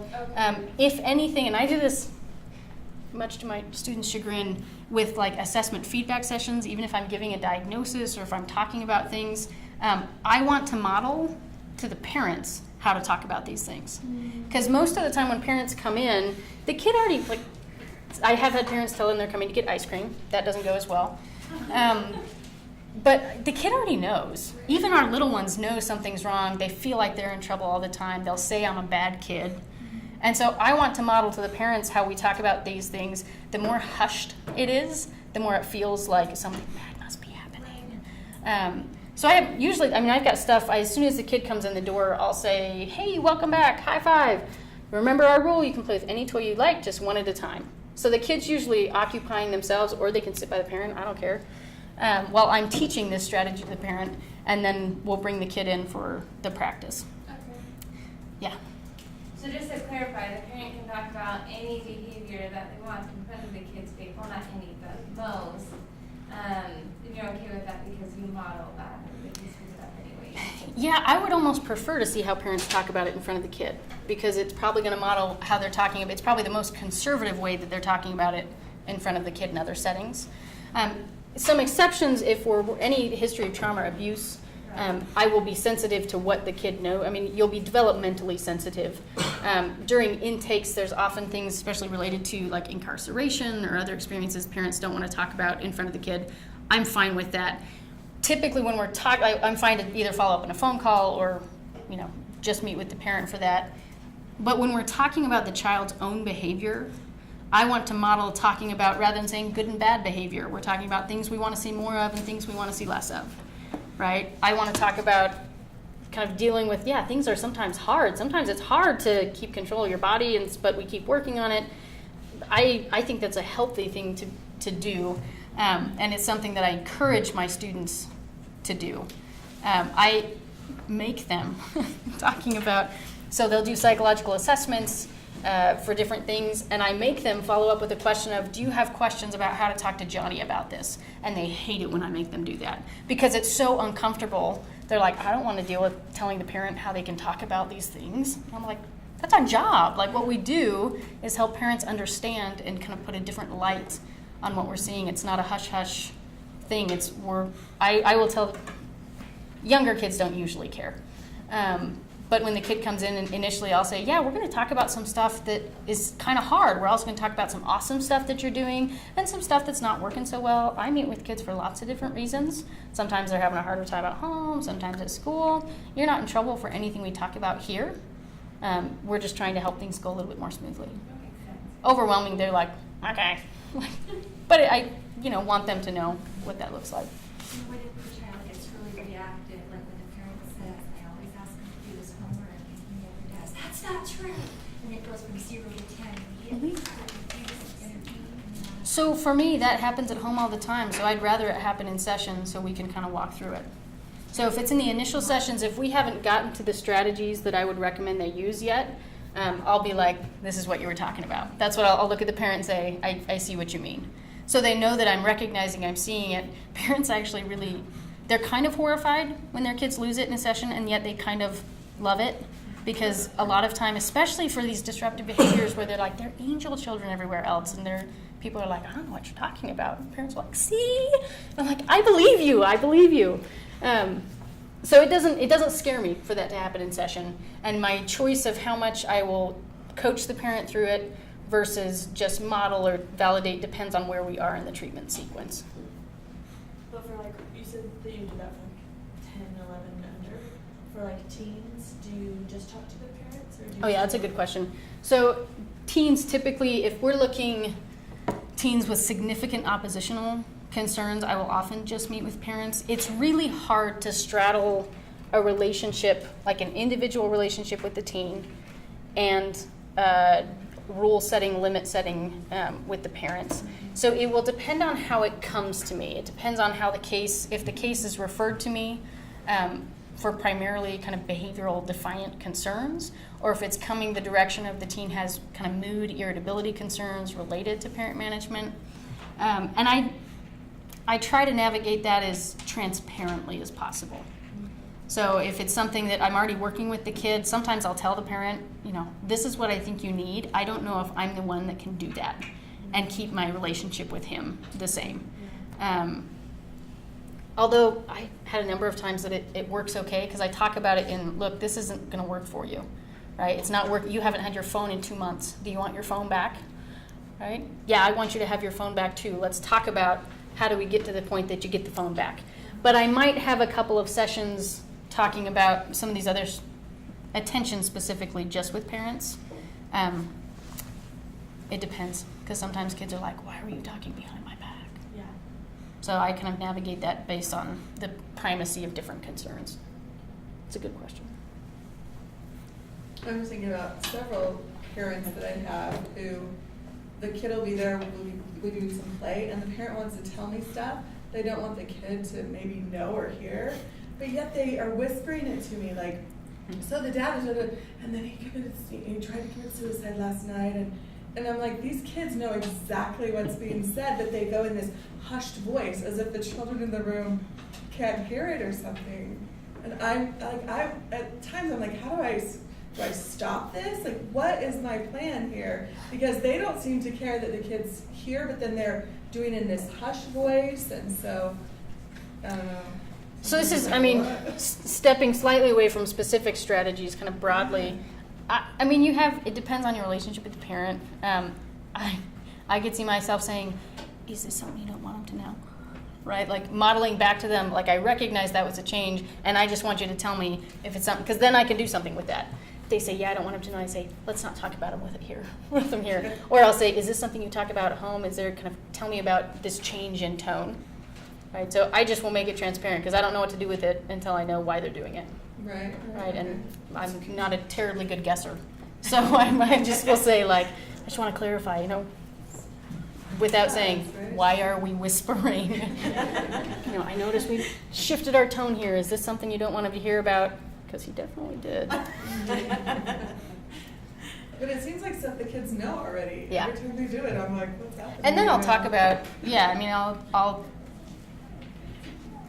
I'll talk with, this has happened on a sort of related note. I had this case, same, you want him to be 30 without ADHD, where there is some marital concern. And part of it, they keep joking about being referred to marital counseling. And I was like, you do know that's not me, right? Like, I will give you a referral. But one of the parents is pretty harsh towards the other in a funny way, but a very biting humor. And we've had a couple conversations because the kid's humor is identical. And we've had some conversations about it, and they've, school ended and life exploded. And I noticed that again in session, and it was almost immediate. By this point, they're much more aware of the language they use, and I just stopped, because one of the parents was making some disparaging, funny remarks towards the other, and the kid just jumped right on. I said, so what just happened here? Like, I think we went back to this, like, he can't differentiate between biting and not, and what's okay and not, because they have a rule about being respectful. And I said, so if this is okay between you two, it needs to happen without him here. Right? So sometimes I'll just stop and say, I don't know what, I need to clarify, what are you okay with and what are you not? Sometimes when they realize I'm confused, that's a sign to them, right, that something needs to shift. Okay, when we talk about CDI, we're talking about child-directed interactions. Brief protocols, we're talking one session, right? In the 6-session treatment I'm talking about, they've run a couple of RCTs now. Parents do fine. One session, it doesn't need to be perfect. Are any of you familiar with PCIT? Okay, so the parent-child interaction therapy model was designed for younger kids, and it kind of kicked this off. And I think they have 8 sessions because they want parents to reach, like, they're doing the bug in the ear, behind the mirror. They want them to reach, like, research reliability that they're not doing these things. There's been a couple of that's fine. The biggest problem is kind of research-wise, most people drop out by 8 sessions. And so I want to make sure I'm through all my content by 8 sessions. The most common, so when we were in Houston, we do the 6-session protocol. There was a PCIT training as part of DePelchin's Children's Hospital that did full PCIT. We would refer complex trauma cases or really, really disrupted parent-child relationships. If I thought, like, there's no way that we can even work with the current relationship, it's not safe enough for the child, it's not safe enough for the parent, we can't get to more, directed strategies until this is more repaired. Or I had one, usually we have some sense early on. I remember one case that they got all the way to the end. It's just like they'd have it in session and then they'd leave and they'd come back and they'd model. I don't typically have them model every session, but this family I started having them, let's start with 2 minutes of special time. And I was like, I don't know what it is about this. So we sent them to PCIT to do more bug in the ear, hands-on, more live kind of things. But most presenting concerns, you don't need that many sessions of CDI, which is good because most parents are pretty anxious to get to more directed strategies. Okay, can we take like a 5-minute break? You're in charge. Is that okay? Yeah, I'm in charge. We're gonna get a 5-minute break. He said Most PMT protocols will kind of have similar principles. For my preschool clinic, I use what's called the brief behavioral intervention, so the BBI protocol. It's listed on your sheet of resources. And now that I have said it's publicly available, I'm fairly confident it's publicly available to clinicians. I think it's released on PubMed or one of those. Anyway, I'm pretty sure it's published and publicly available. If not, shoot me an email. Okay, and I'm going to pick up the pace a little bit through some of these other specifics of PMT so I can talk about anxiety disorders as well. My favorite, and ironically, what I'm going to move quickly through, my favorite principle, if I only had 30 minutes with a parent ever, any parent, despite what the condition is, the concern about the child, this is what I would teach them. It's called differential attention. I've already highlighted in several ways, you can tell I feel strongly about it. Whatever we give attention to goes up. Bar none, it's just true. It works with adults. You can try it out, right? In a room. When I was teaching this to the clinical psych students, I started giving attention to people that were raising their hands, and then I stopped and only gave attention to people that didn't raise their hands. And it's amazing. The room just shifts the rules based on what I'm responding to. It's the same thing for kids, but with way less capacity to analyze what's going on. So attention is really the currency for kids. And parents' attention or caregivers' attention is gold. They sort of can take my attention or leave it. They like it, but it's not super motivating for them. It's amazing to see the change when I model special time, and by the end, they're excited, they're kind of showing off. Mom and dad come, and it's like an ear-to-ear smile, and like they can't show them enough stuff. Parents' attention is gold. What comes to mind as the biggest concern about that? That anything you give attention to will go up. It's really easy to get caught in a negative cycle. Really easy to give attention to things that you don't want to give attention to. In fact, normal. So if I ask most parents, if I say, okay, let's say Johnny, again, poor Johnny, is playing in the room by himself. What are you doing? And they're like, oh my gosh, I'm like sneaking away, trying to do something. And they're like, that never happens, number one. But if it does, all of a sudden we cut off all attention and try to get as much time as we can. How does Johnny get the attention back? Yeah, and that's not because he woke up in the morning and thought, I'm going to hit my sister. That's because it didn't work. He got no attention, he got no feedback that this is something important that I want you to develop when he was on his own. The only way to get the attention back was to do something kind of obnoxious. So he did. And then the feedback he gets is, that works. That gets my attention. This is important to me. Yes? Sorry. So with this concept, do you just instruct parents, okay, you see them playing by themselves, go interact with them? And then is it possible for the parents to leave and go do things that they need to? Instead of the child following the parent? It's a perfect question, and it's the first question parents will ask. First, the light bulb will go off, and they'll say, oh my gosh. Yeah, they don't get my attention unless they're doing something like that, and that is the cue I give them. This is important, and that's what will happen again. So what I will have them do is go give brief attention. We'll talk more about giving positive attention. Say, hey, I like that you're playing by yourself. And then leave. The first few times it's going to be like, and guess what this? Right? But then they'll get kind of used to it. That when I'm playing by myself, they come check in with me. That means that the parent has to stop what they're doing. They have to notice they're going to have to walk all the way over there. And the first few times, the kid is going to try to draw them in. But if you repeat that, that goes down, and they just go, hey, I was playing from the other room. They'll be like, I'm playing by myself. Right? And you can be like, awesome job. So there's ways, initially it does create, you're essentially flipping their whole life message on its head. So there's going to be some bumps as you're flipping this message. But eventually it gets to the point that, yeah, you're not having to go engage with them, but they know, this is important, right? Mom and dad care about this. So the good news is, it's really easy to accidentally reinforce. But on the flip side, it is the most powerful tool parents have to shape new behaviors. We will talk about rewards and tokens, and there's lots of good evidence, and those are great. Talk about scaffolding, literally building a system outside of their own head to help them. But attention is your frontline defense to shape new behaviors. So typically, let's see, do I have you guys do this?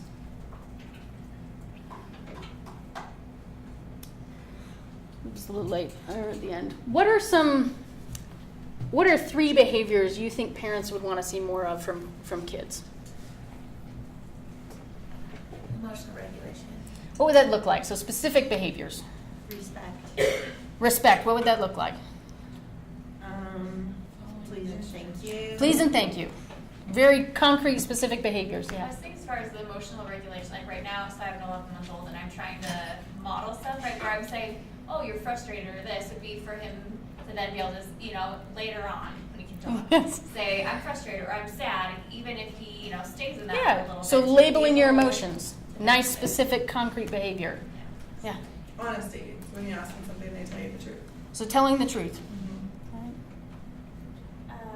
Obedience without pushing back, I'd say a lot of parents. So I call that listening the first time. Yeah.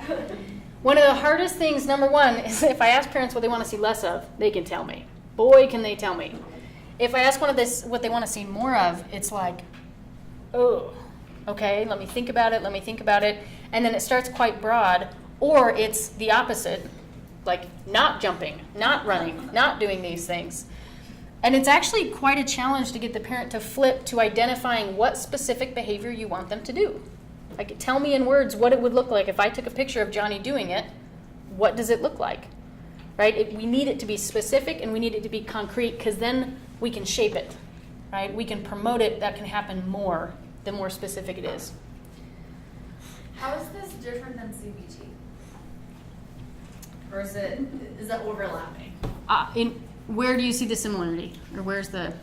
Just with like the little part that I know of CBT, I feel like the structured operating conditioning, you're taking those little steps to get towards the behavior that you want. Oh yeah, both are operating under learning reinforcement histories. Yeah, so the treatments look very different, but they're operating under similar principles. CBT, like if I was doing a CBT with a 6-year-old, I'd be like, okay, Johnny, now what I want you to do is when you get upset, take a deep breath. And then he'd be like, okay, and the next time he got upset, he'd take not a deep breath. Or he would to yell at me.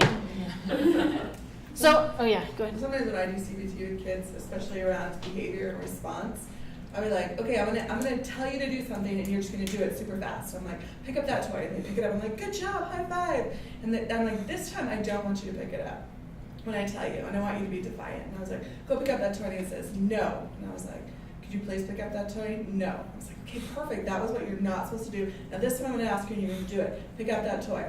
They pick it up. I'm like, you did it, good job. So now I'm gonna give you another direction. So they like just reinforcing like over and over until any time. And actually I have them say, sure mom, I'd love to. Like I have them say like a really response that's super positive. And so then they're like, sure mom, I'd love to. And I'll do this in sessions with kids and with their parent. I'm like, so ask them to do something and you're gonna say, sure mom, I'd love to. And you're gonna do it. And we do it over and over. So when you go home, you're gonna do that. I love it. And sometimes we have like an M&M and they get an M&M on their tongue or whatever. I love it. So what you're doing is called compliance training, and it's typically part of a PMT protocol. So when we talk about commands, practice. But across any either CBT or PMT, whatever you're doing, make sure you're practicing in session. The easiest thing as a clinician that I still do is get sucked into fires, talking about the most recent fire that happened that week and kind of losing sight of the ongoing stuff that we're doing. You want most of your session to be practice, coaching, modeling, not the talking. I have parents fill out a chart where they document, it's an ABC chart, the antecedent, the behavior, and the consequence. So it's like a snapshot of the week, and I tell them that. I want you to write down the stuff that happened this week because we don't have time to talk about all those in session. I set it up way early that we're not going to spend the session talking about what happened that week because I can tell you tantruming, noncompliance, and aggression every week. Like I can tell you that it's just in different forms. This is probably a tad bit off topic, but how do you feel about with like teenagers? You hear, oh, they're cutting just to get my attention and that sort of thing. Do you feel like this is the same thing? You don't get attention, give attention to the cutting or those other behaviors? So- or you could consider that as more harmful. So. Don't ignore harmful behaviors, but we don't want to give more attention than we need to. Again, if we respond bringing the cavalry in, we give a message that says, this is really important, this is an emergency. So cutting, I certainly wouldn't say just don't pay attention to it, but you will find families talk about it a ton, right? It gets a ton of attention, so it's indirectly strengthening that connection that's like, it must be important, is kind of the general ambiance they're getting. So I would do a behavioral intervention, probably not PMT with cutting, it would be directly with the teen and then with parent support. But I would probably talk about parents limiting the attention that they're giving to cutting, not the supervision and not the monitoring, but shifting the attention. So then the attention, anytime we're seeing positive coping, anytime we're seeing anything that's a different way of responding, giving a ton of attention to that. And if you see the cutting, whatever our protocol that we've talked about, going through that protocol with a less emotive response, right? So bringing everything down and just kind of walking through the standard protocol so that it's not getting quite the same emotion as you are with the positive. But then I'd also be working with the teen directly. Okay, so attention looks like basically anything you can see or hear. Any words out of their mouth, any physical. A lot of the time with kids, I see like a hand on the back, so they're like screaming and scratching their face and they're like rubbing their back. And I'm like, so we're giving attention to that, just so you know. I just want to clarify what attention is. Eye contact is a big one. Sometimes parents won't say anything, but they're looking right at them and the kid's like, oh yeah, this must be important. I got their attention. And I want to talk about differential attention because there's two pieces. You guys have already started talking about them. There's the giving attention to, there's attending, and there's removing the attention. We talk a lot, most parents have talked about ignoring. If I say like, oh, we're going to do ignoring, they'll be like, oh, because anyone has already told them to do that. The problem is if I just ignore a behavior without reinforcing a positive opposite in its place, it's just going to come back, right? So if I ignore interrupting, yeah, the interrupting will go down, but only until they're like, I can't wait anymore because I don't know how else to get your attention. I'm going to need to shape something else. I think a lot of families will do like a hand on the arm, right? And so then we'll start reinforcing waiting your turn, hand on the arm, like, oh, I hear you. And they'll keep talking. And then when you're done, oh, thank you for waiting. So I'm reinforcing a different way of joining a conversation. If I'm not reinforcing something positive, if I'm not building a new skill, the negative skill is just going to come back, right? What else are they supposed to do? It's true for all of us. If we don't have another way to do it, we're going to go back to the old way. So I have a personal question that has to do with this. But like I have a 3.5-year-old who will throw a tantrum if I don't give her milk sometimes. It's not a consistent pattern. But she'll be really upset about the milk and she'll still want to hug. Like that connection. So how do you balance? Like I feel like she's almost able to separate. Can I hold that off for a minute, and then when I forget to come back to it, will you remind me? No problem. Okay. So we're going to use these two strategies, the attending and the removing attention, strategically. You have to use them in tandem. The other piece is if they're not getting really intense attention for the positive, they're not even going to notice when you take the attention away. Right? The reason it works so well in special time is because it's like a super spotlight, and then you flip it off. You sort of need to emulate that through the rest of the day, not quite as intensely, but they need to feel like they're getting attention for all these other things you want to see more of. Otherwise, when you're deliberately and obviously ignoring them, they'll be like, this is the same as always. Oh, are you ignoring me? So it's important that you use both in tandem, and that's often where we don't talk as much about how to attend. So increasing, research shows we're probably needing to be in the ballpark of a 3 positive, some form of attention to every 1 command we give. So if a parent there's 10 instructions in the morning, right?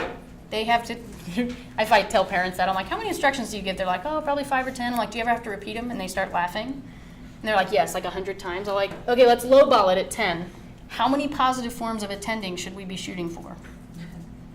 30. That's a lot. I will tell them it's going to feel like you don't stop talking. It's not always going to be that intense. The less correction they need, you can bring that down and you can still have your 3-to-1 ratio. Most kids get the same amount of correction or redirection or negative attention to positive attention. Kids with stronger willed temperaments get about 3 times as much negative and the same amount of positive.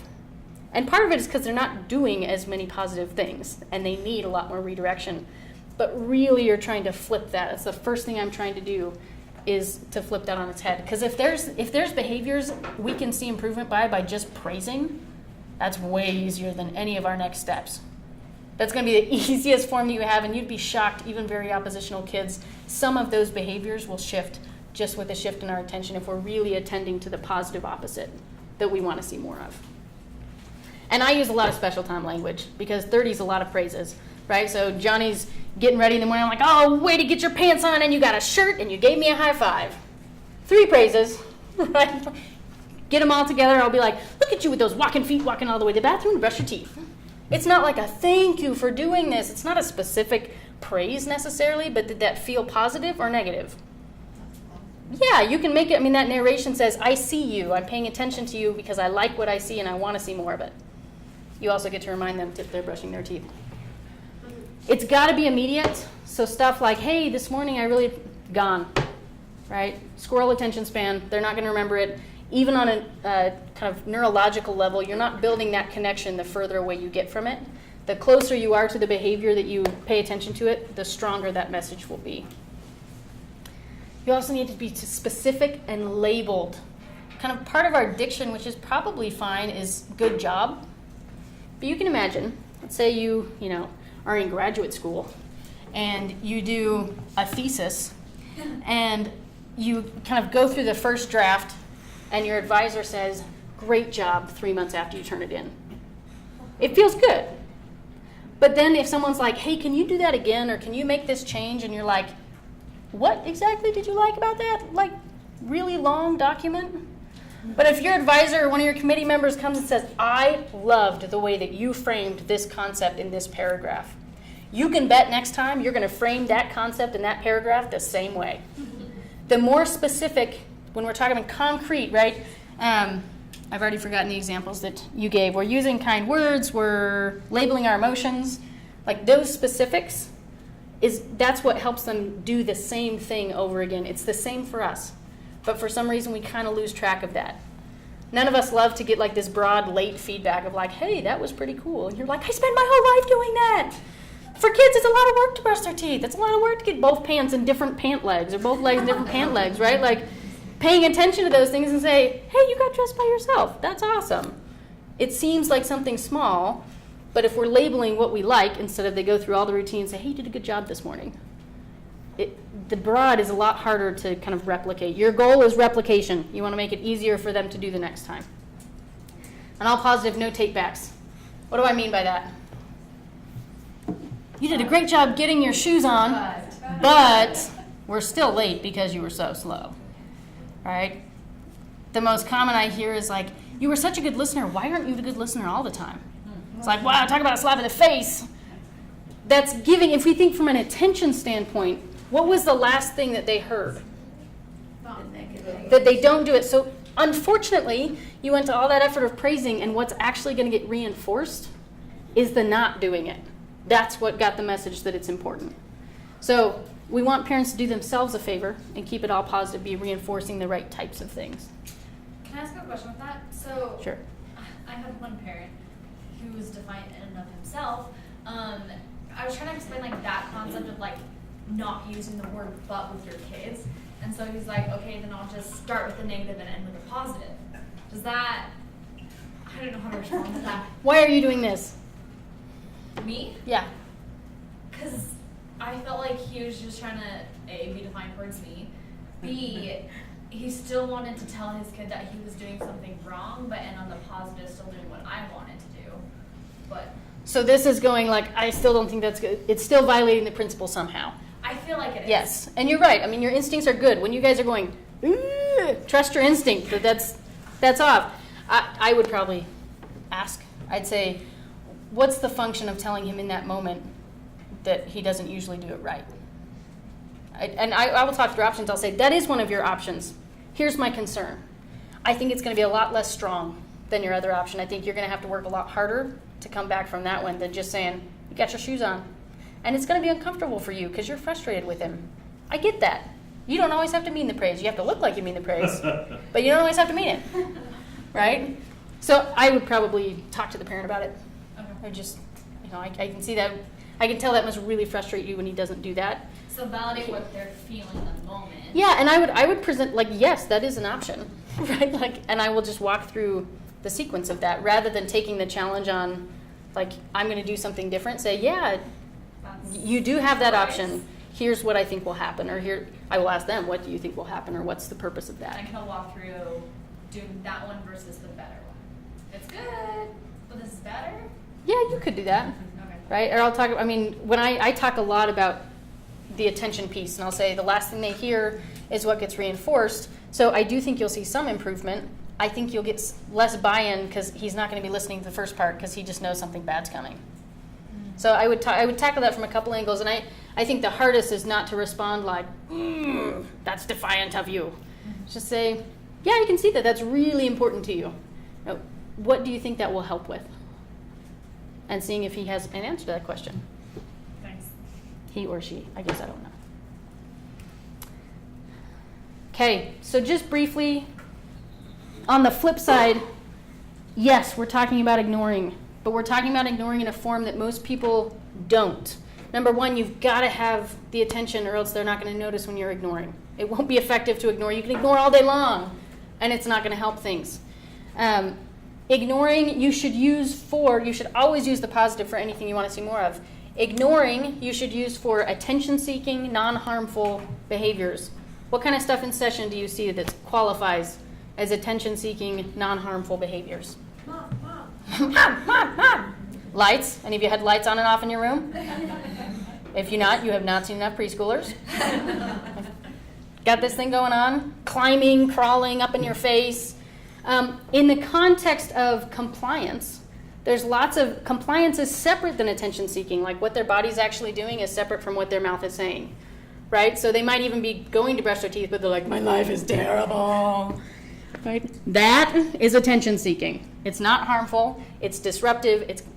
It's annoying behavior, really, is what you're looking for. Things that kind of grate on you, but aren't causing any damage. And it's not specifically the compliance. It's the way we're complying. Attitude is often what parents talk about that as. When I talk about active ignoring, I mean active ignoring. The first thing has got to be immediate, and it has to be brief. Your parent should have whiplash, right? This is coming back to this question of what you see attention-seeking and positive in the same sequence. I mean, in session, this is why the kid's there. So they'll be coming up to me like, Dr. Green, Dr. Green, Dr. Green, Dr. Green. And all I'm saying to the parent is, so right now, this isn't going to work for him in other settings, so I'm ignoring it, and all I'm doing is waiting for something different, right? Because it's really hard for me to keep going in a session while someone's in. So I just start narrating what's going. It's way more effective anyway. At the second that kid goes, thank you for giving me space. What did you need, Johnny? It's not going to make a difference that one time. Over the course of session to session, by the end, they might try one time. They know they're getting nothing from me with this. So instead, they'll come do this, and I'll tap their hand. And then when I'm done talking, I'll say, oh, thank you for waiting. When I'm done talking, we're talking like 10 seconds, right? I'm not going to push that. Thank you for waiting. So we're talking in the moment. The only purpose of ignoring is waiting to praise.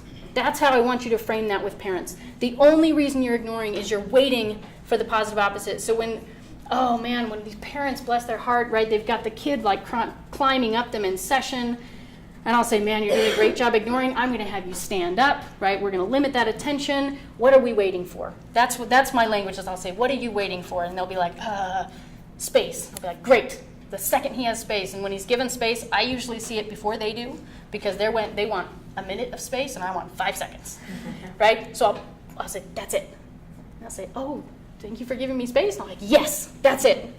And it's not the one time, right? It's over the course of every session. This is what we're doing in session. My content doesn't take that long. Believe it or not, you believe I can talk fast. I can get through content pretty fast, so that all we're doing in session is practicing. So, and this is what I push my students to do. This is where you move, you're more comfortable as a therapist when you're starting to do more narration of what's happening in session, rather than kind of talking about what's been going on out of session. So I want it to be super brief. It needs to be consistent. I also want it to be obvious. I don't want the parent to be like, I'm not going to pay attention to you, and then you did it. Just start ignoring. They'll notice, right? Like I will tell them to download a book. They're probably not reading their book because the kid's like, Mom, Mom, Mom. But they're looking like they're reading a book, right? So they're doing something inappropriate. They're interrupting. They're jumping. They're whining. They're tantruming. You're doing this. All you're doing is waiting for a more positive, right? The ironic thing is, the first time if they're tantruming, you turn around and say, thanks for being calm. They'll be like, ah, because they got the attention back. We're switching up their world. I expect that. I expect that they're like, wait, lost the attention, now it's back. I'm going to lose it again. I'm going to go right back to ignoring. And it's over dozens and dozens of those that we really make this shift, right? You think about, this doesn't work as well here, but there are places that have slot machines. And the principle of a slot machine, right, is if you have someone that's constantly winning, if it stops winning all this, like if it stops giving them any feedback, are they just going to be like, oh, too bad? No, they're going to be like, ah! They're going to escalate it. They're going to turn it up because they don't understand why it's not working anymore. Here's where it's really hard to have parents not talk to them in the moment about it because it's only going to give attention to it. So it's nothing. You're super brief. All you're doing is waiting. Thank you for waiting. Questions? We do have Coke machines. We do have Coke machines. That's true. That That's don't true. give us Coke every once in a while. That's true. I should probably use that. I'm wondering, and this might be a Pandora's box since they go to different institutions for this, but how does all this apply to a kid who's not autistic but has autistic tendencies? Same principles work. Okay. Yep, PMT, I mean, it's been developed in every, the beauty of PMT is, I mean, they're good principles for kids without any difficulties, right? They just don't need as much of the support, right? But PMT's been developed, the same principles are based on human learning, and you'll see the same response. That what changes is the specific behaviors.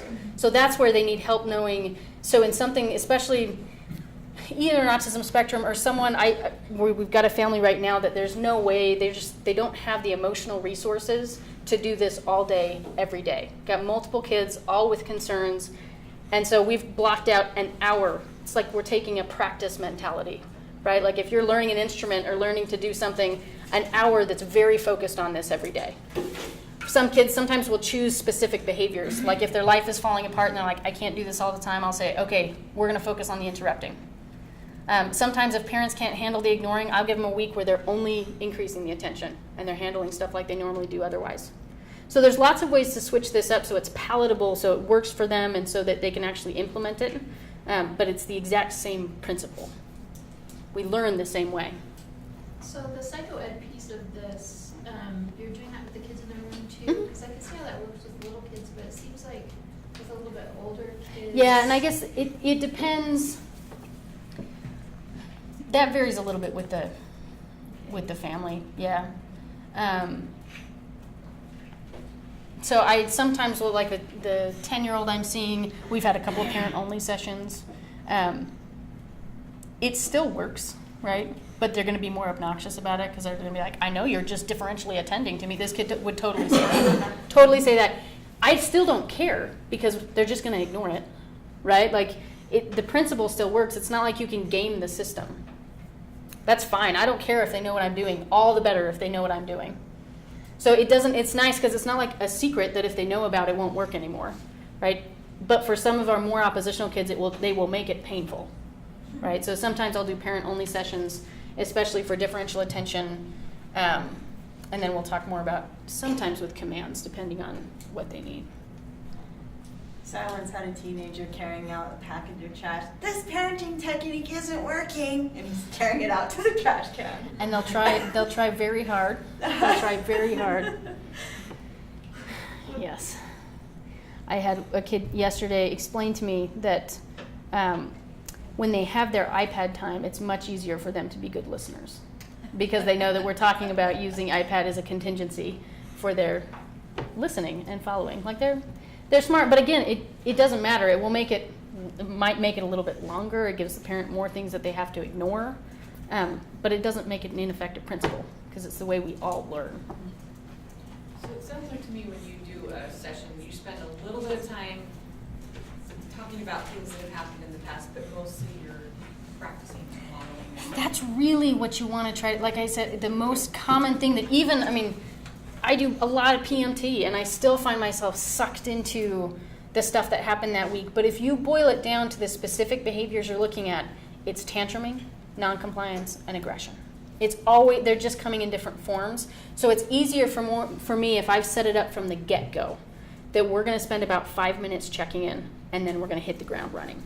Because if we think about it, it doesn't help them, right? If there's something impactful or out of the norm, right, a big family change, like you guys have good, like, use your clinical judgment if it's something that, like, oh, I will still make it transparent and say, I can feel that this means a lot to you, or that this seems like it was a little different, and I'm kind of torn.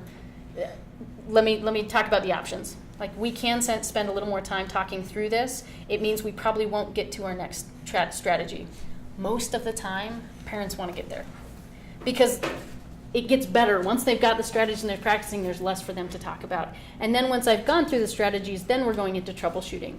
The other thing is, if they want to talk about stuff that happened during the week, I'll frame it in terms of what we learned. So if they're like, oh, and he meant it, and then he did this, and I'll say, so how was the giving attention? Were you able to find things to give attention to? What did you give attention to? What specific behaviors during that routine did you find anything positive you could give attention to? And then tell me about what you took the attention away from. So I'm at least reviewing it in terms of the strategies we're using. But the same thing holds in anxiety treatment as well. You could spend all session talking about the whys and talking about the whats, but you got to spend the time doing. Okay, I'm going to talk really briefly, basically all the other kind of elements of PMT, but some of these will sound familiar, some won't. Typically, the other piece, the next question, as soon as we worked on the tantruming, parents are like, okay, but I tried to ignore them not following directions. I was like, aha, that's a different strategy. You're going to ignore all this attention seeking that comes with it, but we're going to work on effective commands or changing up the strategy to do that. The first thing, not surprisingly, we all know we don't do as well. Get your kids' attention before giving them a command, and we will model, right? I am down on a knee and I tap him on the shoulder, and I say, Johnny. And he looks at me and I say, thanks for your eyes. I need you to blank. You would be amazed at the increase in compliance you see just from that. I needed no stickers. I didn't even need a high five. I'm going to praise it, give attention to it because I want to see more of it. All I needed was his attention. And this other piece is phrase as a statement. How do we usually tell kids to do things? Can you, would you, could you, will ya? Right? Can you get your shoes? To a kid, that's a semantic question, right? No. If you think about what you ask them to do, the intonation of a question, all that requires is a response, a verbal response. The way that our language and our communication works, if I ask you a question, you interpret that as just needing a verbal response, right? Can you do this for me? No. Will you do this for me? Not in the mood. In some worlds, like to them, they have fulfilled the expectation. Make it a statement. It can be warm. I will often start with, I'm giving you an instruction, or I need you to do something. I got a Johnny job for you. I need you to blank. Keep it short, as few words as you possibly can. None of the lecturing about why it's important to do that. Those are for other times. When you actually need them to do it, you get their attention, and you ask them, you tell them what you want them to do. You can use a please, right? But try to take the question mark out of that. It sounds weird with adults, totally appropriate with kids. Please get your shoes on. We also immediately, as adults, we give about 1 to 2 seconds where we expect a response. For kids, they often need 5, and it's like the 5 longest seconds of your life. Johnny, I need you to get your shoes on. And then almost immediately they're like, da da da da da da da, and I'm like, huh? Now you can repeat it. And it's like, give them time to switch gears. Using a transitional warning ahead of time will make a big difference. So when someone mentioned transitions, before we're done with session, I'll say, in 1 minute, it will be time to clean up. That I didn't ask them to do anything. There's no reason, if they're upset about that, I'm just going to ignore it, because there's nothing that needs to be done about that statement. But it does help them start to switch gears. Then when it's time, I'll say, Johnny, thanks for your eyes. I need you to clean up the toys. If he's younger, if there's a lot of toys, I'll say, I need you to put the tracks in the box. I'm very concrete. I'll often help him. He's 5, right? Like, it's fine to be helping them with different things. If he doesn't, I will wait a full 5 seconds. And then I'll have some sort of contingency, right? So I will often use stickers. Some kids don't care about stickers, so I'll find anything I can in the room. Light switches, big deal. Johnny, if you put the tracks away now, you get to turn off the light when we leave. And then I'm ignoring. There's nothing I can do. Any attention I give in that moment is attention to non-compliance. All I'm doing is waiting. I'm going to start picking up the toys. The second he picks up a toy, I'm like, whoa, look at you go, you're so fast, that's amazing. I'm going to turn on that attention to reinforce the fact that he's following through. He puts the trains away, now you get to turn off the light because you're such a good cleaner-upper, right? Or the elevator button, another big one. Something that's immediate, it's small, it doesn't have to cost anything, changes as kids get older. Then we switch to more token charts. They're super effective. I could do like an entire 3 hours just talking about things that make charts more effective. Check out some of Russell Barkley's stuff. One of the resources on that list, Taking Charge of ADHD, has a great kind of reference to that. I will say token charts, external reinforcement does not make them less likely to internalize motivation. It does not desensitize them to intrinsic motivation. In fact, if we don't build the motivations, so speaking of scaffolding, right? So we're building a lot of the contingencies. If it's a token chart, we're building the behavior consequence beam, right? This happens, this happens, this happens, this happens. The motivation piece is actually, your motivation is mostly lodged in your frontal lobe. Especially in ADHD, there's significant underactivity. They're spread very thin in that frontal lobe. So typically you see lower motivation or initiation. They're putting the same effort into doing things that don't seem as fun as you would be to like get up at 5 o'clock in the morning every day to run. Like to them, it's way more effort than it is to other people. So they often are seen as lazy. So one of the scaffolds we build, that external reinforcer helps kick in that part of the brain that goes, oh yeah, oh yeah, oh yeah, there's a reason I'm doing that. You guys are probably all here in part just for your own growth, but also you're probably gonna graduate someday, right? That's motivating to you. That has not somehow having that like accomplishment does not wipe out your true ability to do things altruistically. In fact, what it tends to do is start to build that system internally for them so they can start having, oh, that's what it's like to have something in my mind that I'm working towards. Timeout, I won't talk a lot about, again, it's kind of its own sequence. I'd refer you to one of those books, but keep it brief, make sure it's for concrete behaviors. It is not harmful. Again, I could talk a lot about that too. It's evidence-based, it's part of most evidence-based curriculums, and what it's actually helping is promote self-soothing and self-regulation. But it is quite brief. For my young kids, it's just till they're calm and quiet. There's no benefit of putting them there for 30 minutes. More than 30 seconds. As a parent, 100 times easier to make it 30 seconds. As they get a little bit older, the minute per age fits a little bit better because there's more of an aversive quality to it. For kids, it's usually because they're dysregulated. It's for aggressive behavior. As they get a little bit older, there might be more of a punishment aspect, so it might be a minute per age. So 7 minutes is so long. Maybe they were calm and quiet and they just chose to do it anyway, so I'm not waiting for them to be calm and quiet. They're serving their 7-minute sentence. But keeping it brief, don't forget they're there. Any questions, qualms, concerns? Okay, so ADHD genetic. What if you have a mom who's ADHD? You know, like, and which happens. They've looked. I mean, that's Yeah. true. 40 to 60% of the time, you're dealing with a parent that is also somewhere in that ADHD continuum. I'm just frank about it. So if mom will say, they will often say like, well, I have ADHD, so it's hard to remember. Great, we'll set reminders on phones, we'll put Post-it notes up. The same interventions I do for an adult with ADHD are more executive functioning organizational skills. I just implement the parenting. Keeping it as simple, the beauty of PMT being so simple is that it's way easier to implement, right? So I will often, for differential attention, their question when they don't know what to do is, do I want to see more of it or less of it? That's it. I will say, I just want you to ask yourself, do I want to see more of it or less of it? More, attend, less, take it away. So I'm trying to keep it as simple as possible. Same with token charts. Anytime they come to me and they're like, I've got 15,000 different charts, and I'm like, boo, too many. That's not going to be helpful if you can't keep up with them. So I'm doing the same stuff I do with other adults for ADHD. I have had parents where we have talked about them getting a consult for medication if they have a previous diagnosis. This also comes up with parental depression or other kind of psychopathology, so I will refer for individual or couples counseling if that's a concern that they have. I typically will not serve both roles.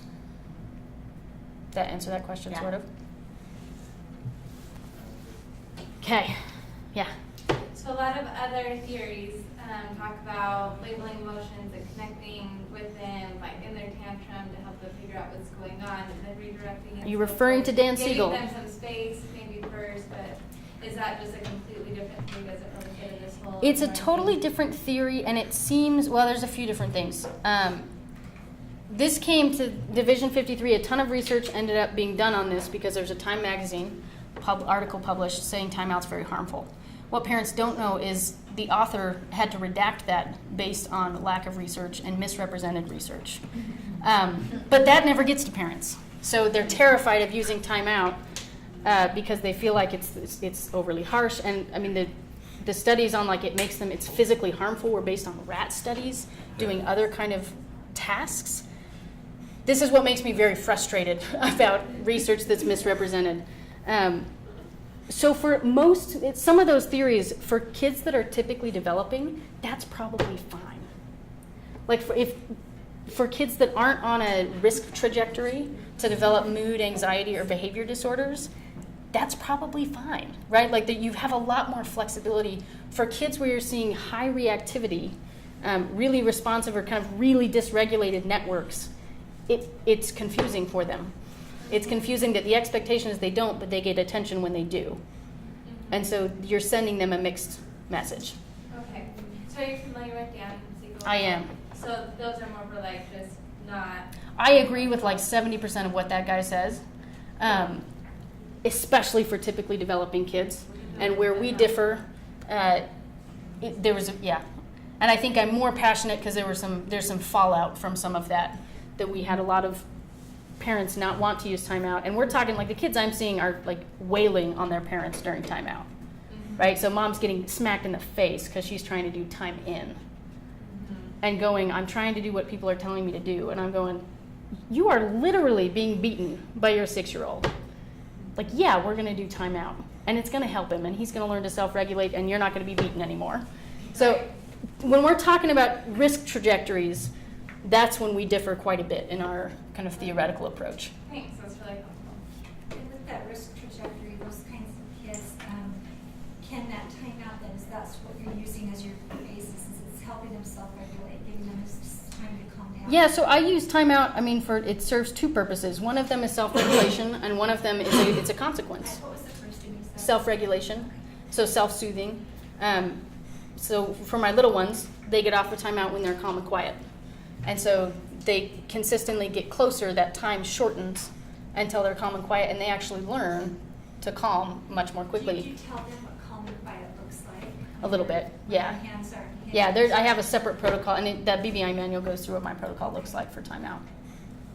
But they're brief, and I reserve timeout for the most severe behavior at home. So you can do so much with differential attention, effective commands, and reinforcement that timeout really should be used pretty sparingly.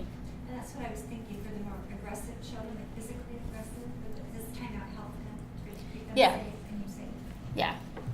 And that's where you get more into, some of the other literature and trying to find some other options for them. This is particularly for teens, you run into some issues when they're now bigger than parents. Right. But typically you're looking at a higher level of care, right? If the parent's in immediate harm or danger and you get to this point in treatment and the parent still is in harm or danger, you're probably looking at escalated care. Okay, I want to talk a little bit about anxiety. I know, this is like a whirlwind tour. I love treating anxiety. I mostly treat OCD, but I love most forms of anxiety. Generalized anxiety is harder, but not that common in kids, so it makes it easier. Generalized anxiety approaches are much more similar to like mood or depression approaches, like CBT approaches, and generalized anxiety is incredibly rare before puberty. So if you're seeing a lot of generalized anxiety, you might see more an anxious temperament, but true generalized anxiety meeting full criteria that goes on to be generalized anxiety is pretty rare. It's about 2%, maybe a little bit less in prepubescent kids. It's only slightly more common than like a full depressive episode, which is also very uncommon in kids, young kids. Puberty just brings all sorts of fun. Okay, how many of you guys have taken a class in anxiety disorders or are familiar with models of anxiety? Okay, so I know that some of this is going to be elementary. But let's say I need a new name. What's a new name for my imaginary child? Timmy. Sally. I'm going to go with Sally because we're switching genders. Okay, let's say Sally. And in girls and boys, I mean, before puberty, most disorders are evenly split across genders. A lot of those risk factors, except disruptive behavior. There's a lot of question of is that just because disruptive boys get referred more. Once we hit puberty, it's much more common in girls. Let's say Sally is afraid of dogs. So we'll say Sally is someone I saw in Houston that they had served overseas. The family had been overseas for several years in a country that did not have dogs. Like they just didn't. A number of countries in the Middle East, you just don't have dogs. I treated a number of dog phobias from people coming from the Middle East. It was interesting. It was a good cultural experience. This family was Caucasian American, been there, stationed there, came back.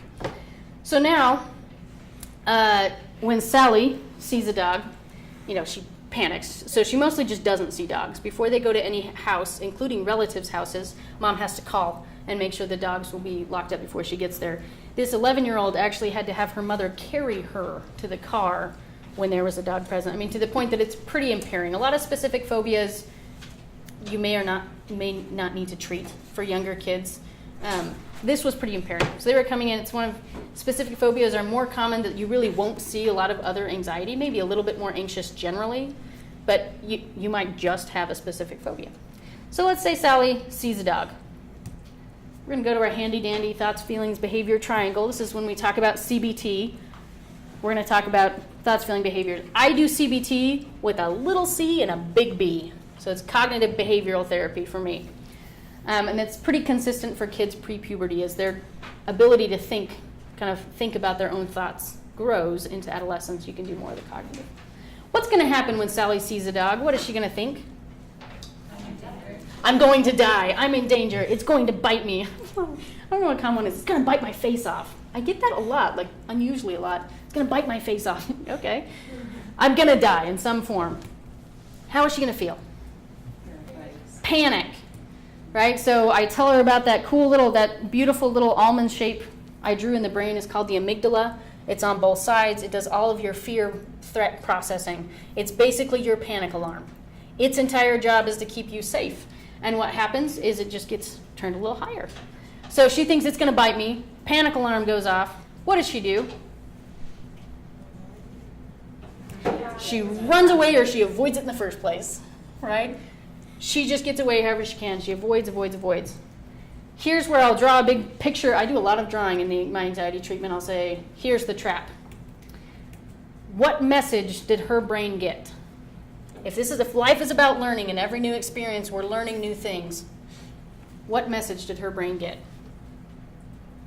I just avoided death by doing all of Yes! Woo!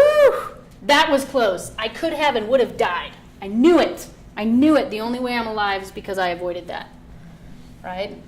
That message is reinforced. And so next time, the anxiety gets stronger. Anxiety does not stay stagnant. Right? Avoidance strengthens anxiety exponentially. Because every time you get that huge response and you get the same relief as if you were literally being chased by a bear and got in your car and were safe.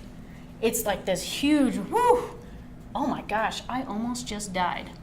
It's a really healthy thing. I'll ask kids, I'll say, is it ever good to be anxious? And they're like, no. I'll be like, what if I let out all the Hogle Zoo lions into the parking lot? You went downstairs and you went to your car. Would it be good to be anxious? And they're like, yeah, I guess it would. I'm like, because what would you do? Would it be good to feel anxious and want to run? Or would you just be like, oh, so cute, right? And they'll be like, yeah, it is good to feel. I say, it doesn't feel good to be anxious. But sometimes it's really good to be anxious. There's a reason that we feel anxious. There's a reason we feel all of these things. And we'll talk about what that message is, and we'll talk about how we change these things. So with thoughts, like I said, with older teens and adults, you can focus more on thoughts. But I'll ask kids, I'll say, has anyone ever told you just to not worry about it? And they'll be like, yeah, like everyone ever?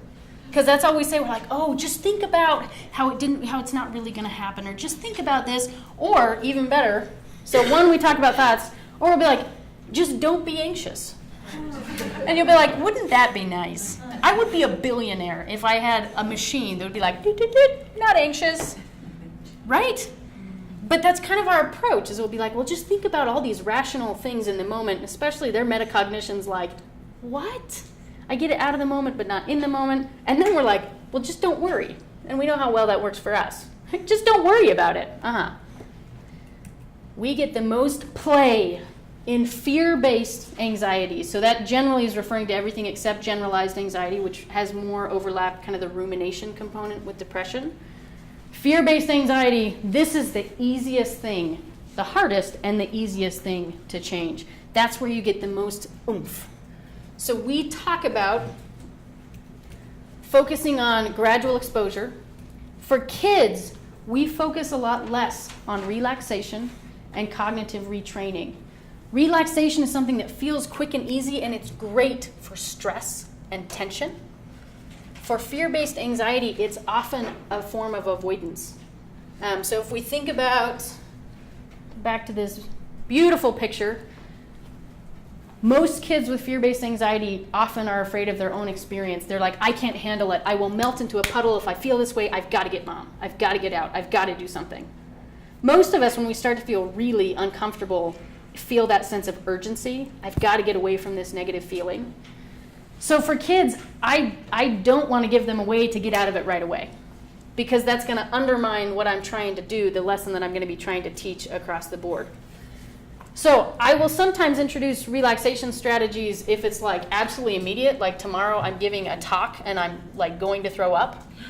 Then we might do some of that, but recognize you're not actually treating the anxiety, right? You're managing a fire, you're managing a situation.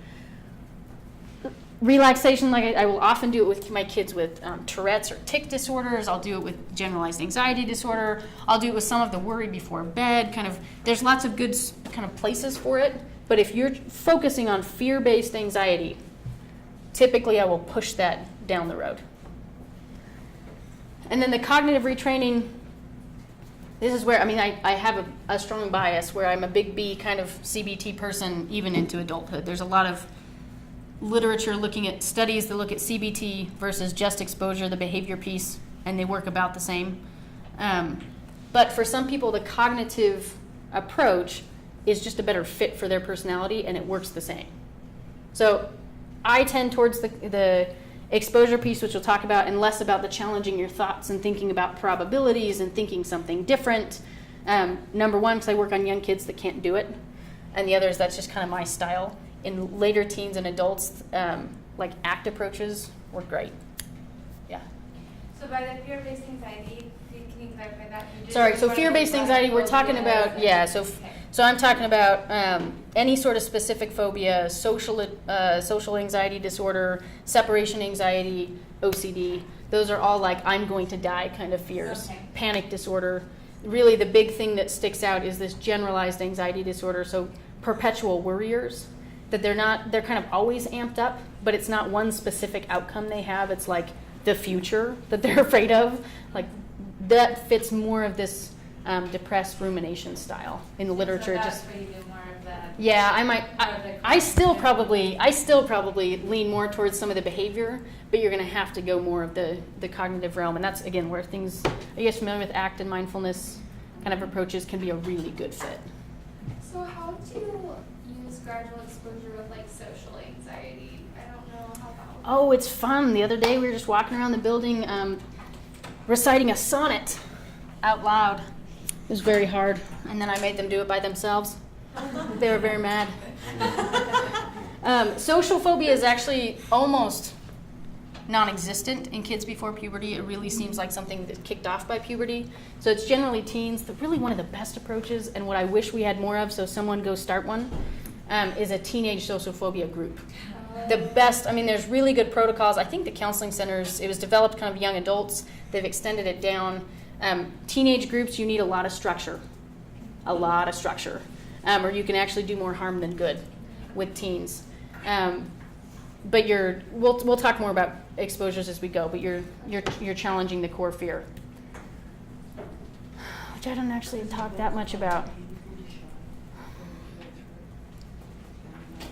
So my goals of exposure, I'm trying to build a new relationship. I am not trying to take the anxiety away. I make kids cry sometimes. And I am a warm person, and I don't do it because I'm trying to torture them. And sometimes I'll say, I know, it feels like I'm torturing you, huh? And they'll be like, yes! I am doing exposure. I'm exposing them to things on purpose. I am making them uncomfortable on purpose. Like, that is the goal in evidence-based, gold standard, fear-based anxiety treatment. You are making them anxious on purpose in order to learn a new association. So this same thing, let's see, this is their cycle that they get worried about. I'm going to say, okay, we're going to look at a picture of a dog, and they're going to think, oh, it's going to bite me. I'm going to panic. I'm going to have them do something different. I'm going to make them anxious on purpose, and I'm going to have them do something different. I want you to stay put, and we're going to be brave. And we'll talk more about, I talk a lot about safety behaviors, so things that keep us from really experiencing the anxiety. So like jumping in the water with a life jacket on isn't necessarily facing your fear of water, because it adds this big if. I can do it if. I can do it if I have a life jacket. I can do it if I put my younger brother in front of me. That's what I've gotten before. I could go to the dog park if I put him in front of me. And I was like, I'll sacrifice him to the dog. I can do it if mom's right next to me. And I really want to take away that if. My goal is to help them build a sense of resilience and self-confidence on their own, right? Be independent on their own. So we're going to stay put. We're going to be brave. And over time, there's this little tiny arrow. It doesn't actually cancel out this message. What we found is over time, this message, like, it's been there long enough, it's probably going to stay. And right now, that's the bigger arrow. So that's where your brain goes. It wants to avoid, and it wants to learn, I almost died. But over time, as you do this over and over and over again, you actually strengthen the new message to the point that it's way easier for them to do that. So their default isn't the fear. Their default is, oh, I can handle this, right? Oh, I don't have to run away. I can handle this. It's also not saying that everything will be fine, right? I don't do experiments so that they see that every single time a dog won't do anything unpredictable. My goal is that you can live your life without all these safety behaviors in a way that you want, that's meaningful, and you can live your life and take risks. Right? There's always a risk. You stand up, there's a risk you're going to fall down. It's small. And as we do this practice over and over again, you learn, I probably won't. But the world is not risk-free. My goal is for you to learn, I can take those risks and I can handle the things that come with it. And they, as a side, learn, it probably won't happen. So my first step is assessment. Phobias and separation anxiety disorder require a lot less training to treat. In assessment, the most important thing is you have a sense of what the core fear is. So a common presenting problem is school refusal for anxiety. School refusal can mean a lot of different things, right? What are some of the reasons kids might be refusing to go to school? They're being bullied. They feel sick. They feel sick. For real or for sometimes for real. Family issues, they have to stay home to take care of a parent. Yeah. You don't understand what's going on, or at least one of the subjects. Yes. School makes them anxious. School makes them anxious, yes. So school refusal is a presenting problem for almost all different anxiety disorders, as well as a host of other concerns: disruptive behavior, learning problems, ADHD, right? Selective mutism, they don't want to go to school, right? Performance anxiety, they don't want to go to school. Separation anxiety, is mom coming with them to school? Then they don't want to go to school, right? There's lots of reasons. OCD, schools are fraught with germs and risks and all sorts of things that go wrong. For adolescents, schools have people in them. For our socially anxious kids, I don't want to deal with people. So in your assessment, the most important thing that you need to know is, what are they afraid of? And they often can't tell you specifically, so I will, for younger kids, give kind of multiple choice categories. So a lot of kids are worried about this because they're worried about other people kind of teasing them. They're worried that something bad will happen to mom or dad or to them. That's kind of the core fear for separation. Core fear for any sort of phobia is is it a specific time of day? Is it a specific person? Is it a specific place that there's spiders? Right? I've had kids that don't want to go to school, or they don't want to do things because they're afraid of, like, a playground has spiders, or a specific place has a specific fear. So it can be a phobia.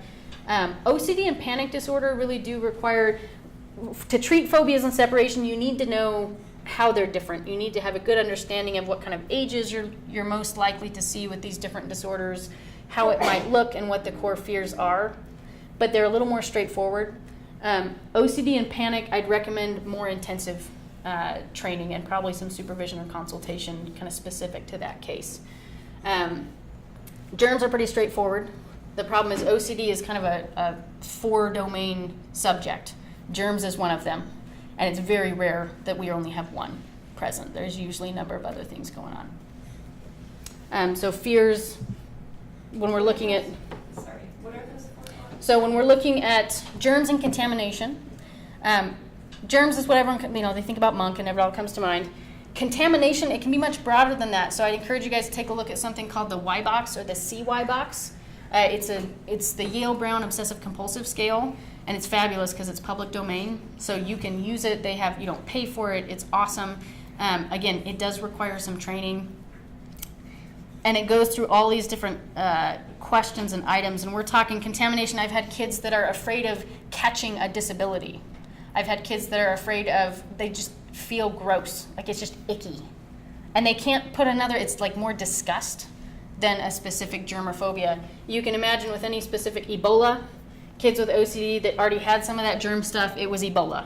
HIV is very, very common in OCD that they're concerned about that. They often have a lot of health illness anxieties. They're afraid of having a heart attack. They're afraid of their cardiovascular health. They're afraid of their dental health, those kind of things. The other, as we kind of walk through those domains, you also have responsibility for harm. So these are kids that are afraid of that they might have done something or might have hurt something or might have violated a rule, but they're not sure. I had a kid last year, we had a case that it was interesting because he was a pre-adolescent, which is old for separation, and he was presenting with really prominent separation anxiety symptoms. It's possible, but like statistically, it's unlikely. Otherwise, good cognitive functioning, pretty intact.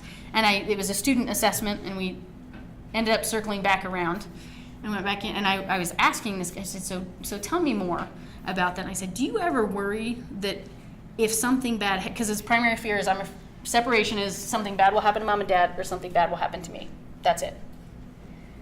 He was afraid that something bad would happen to his family because he failed to do something and it would be his fault.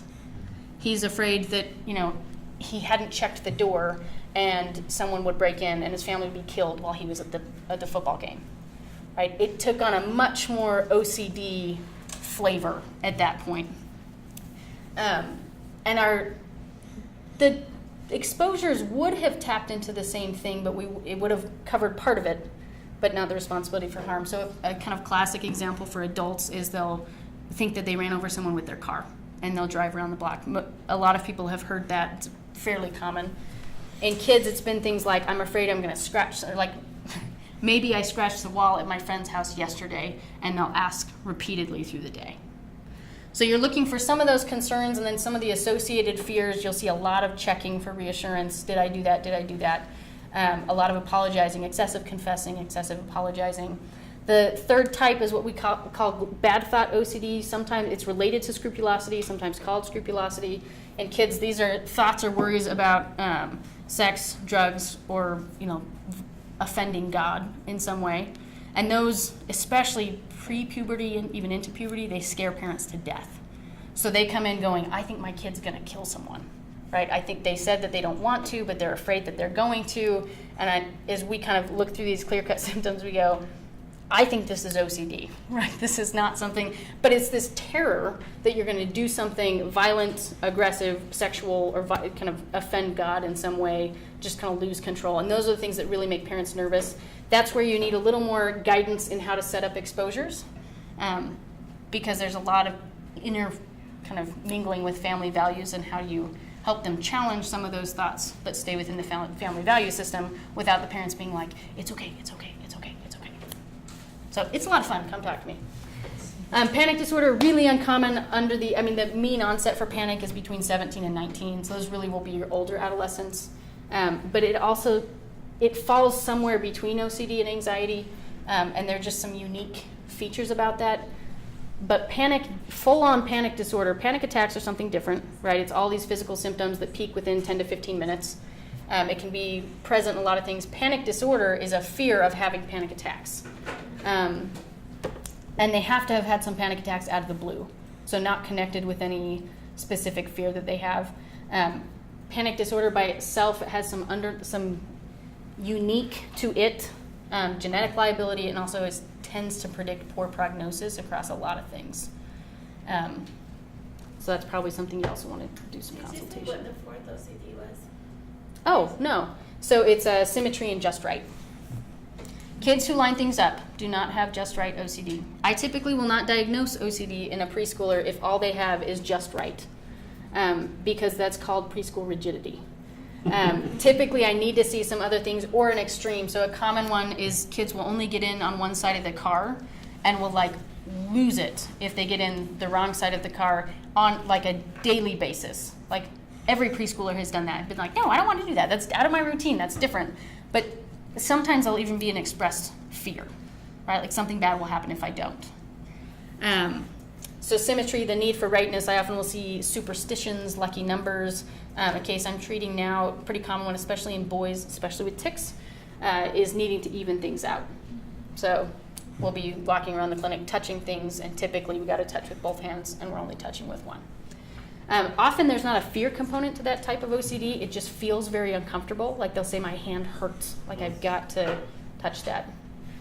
So that's the fourth one. Most important thing you must understand, you must be able to draw that picture. You have to know what core fear, what you're focused on to be successful in treatment, and we'll talk about some of those examples. So I do some psychoeducation. I'm going to skip through some of that. I talk about it as a false alarm. I'll talk about smoke detectors and how we all run out of the house, but usually it's like a spider web or a steam from the shower. Smoke detectors are set really, really, really sensitive. And for some kids, their panic alarm is really, really, really sensitive, and we're going to work on turning that down a little bit. And I frame it all as experiments. We're going to experiment, and we're going to practice being brave. We're going to work those brave muscles, and it's going to be kind of uncomfortable, and I'll be like, do you play sports? This kid was lacrosse, and I was like, I don't know anything about lacrosse. What is lacrosse? And we'll talk about, I'm like, so when you go to sports practice, you just sort of lay on the ground and eat marshmallows, right? And they'll be like, no, then I wouldn't be good at anything. And I'll say, like, just like your sports, you practice, you work hard, and you're kind of sore. It's kind of uncomfortable. If we're talking about basketball, you're right-handed. You usually do right-handed layups. Does your coach ever have you do left-handed layups? And they'll be like, yeah, I suck at them. Right? That's usually the response. And we'll say, like, I'm going to have you try something different. You're going to exercise new muscles, and it's going to be kind of uncomfortable, and you're going to be kind of sore, but it's going to make you a lot braver. It's going to make you a lot happier in kind of what you're doing. So when we talk about what are some ways you could do gradual exposure, the first thing I'm going to do when I do exposure, I'm actually going to go back to that ladder. We're going to pick a situation.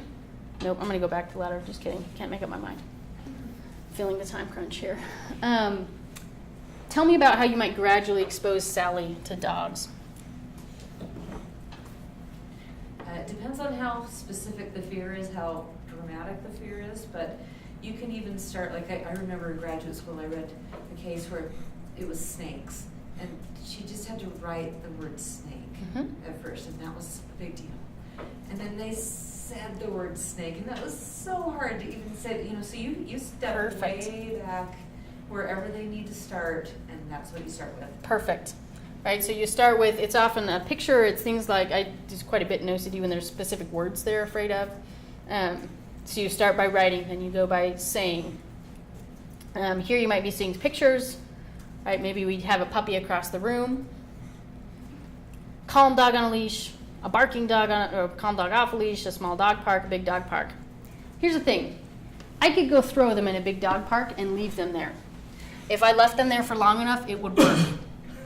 It would work. We've done this in the adult literature. There's well-established intensive one-session treatments. There's one on YouTube. You can watch the whole thing. Lars Oost does this. He's kind of the pioneer of it, and it's awesome. 3 hours, and it like dramatically improves this. Here's the Extra thing. consent forms?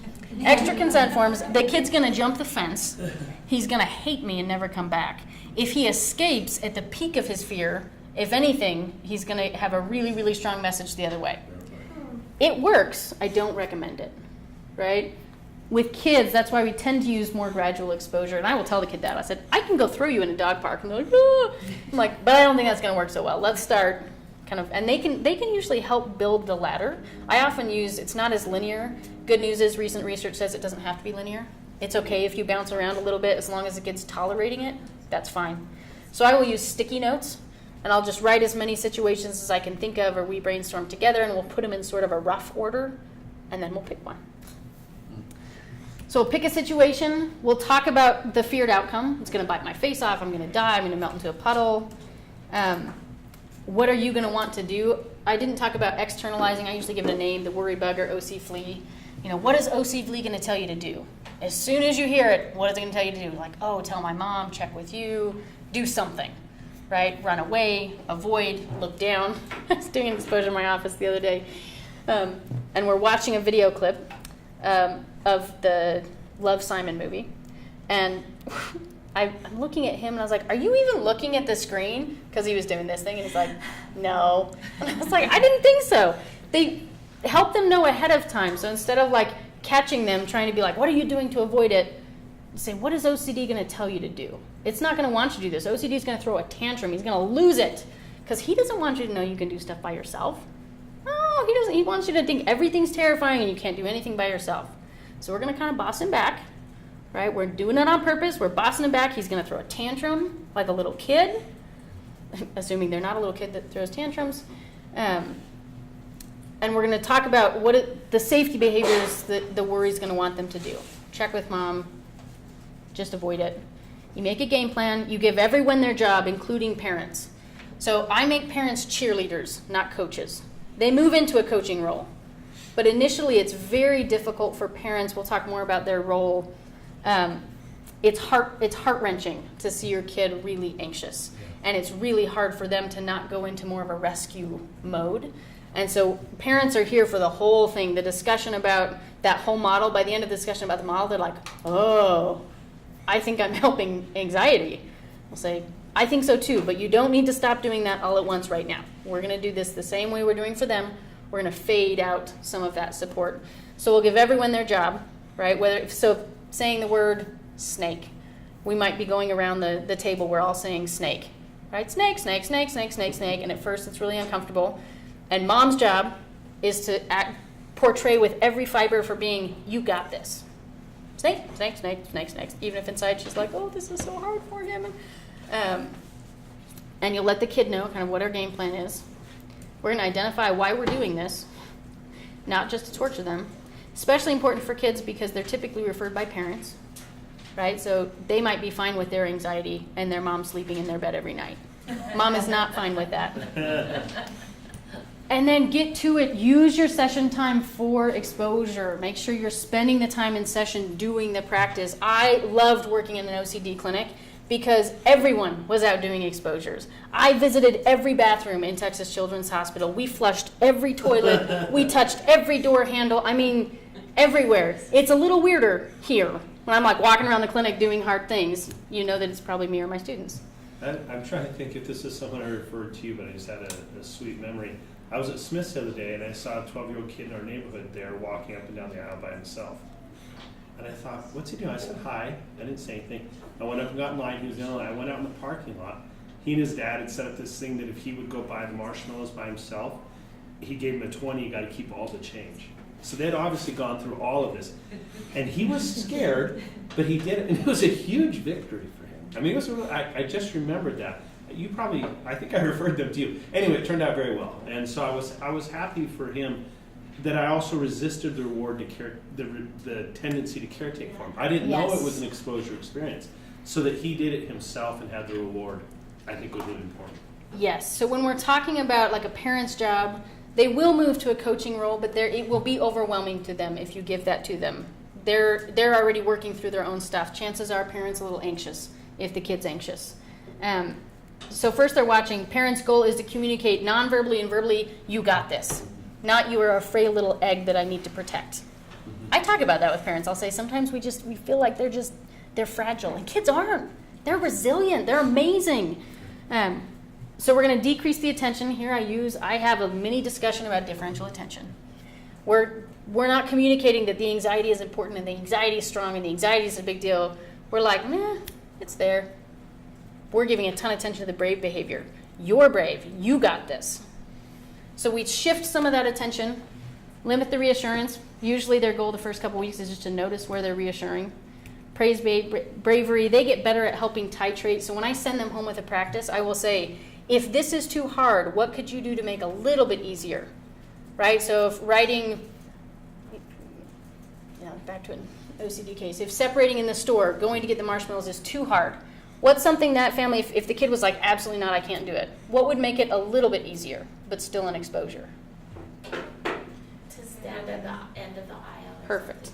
Stand at the end of the aisle, and maybe you're standing like this, and then the next time you're standing like this, right? And you can fade that back. So getting parents good at knowing how to titrate it, so we're not just calling the whole gig off, but you're making it a little bit harder. I will often have them rate their anxiety from a 1 to a 10, and I'm shooting for a 5 to a 6 for exposures. I love 7s and 8s.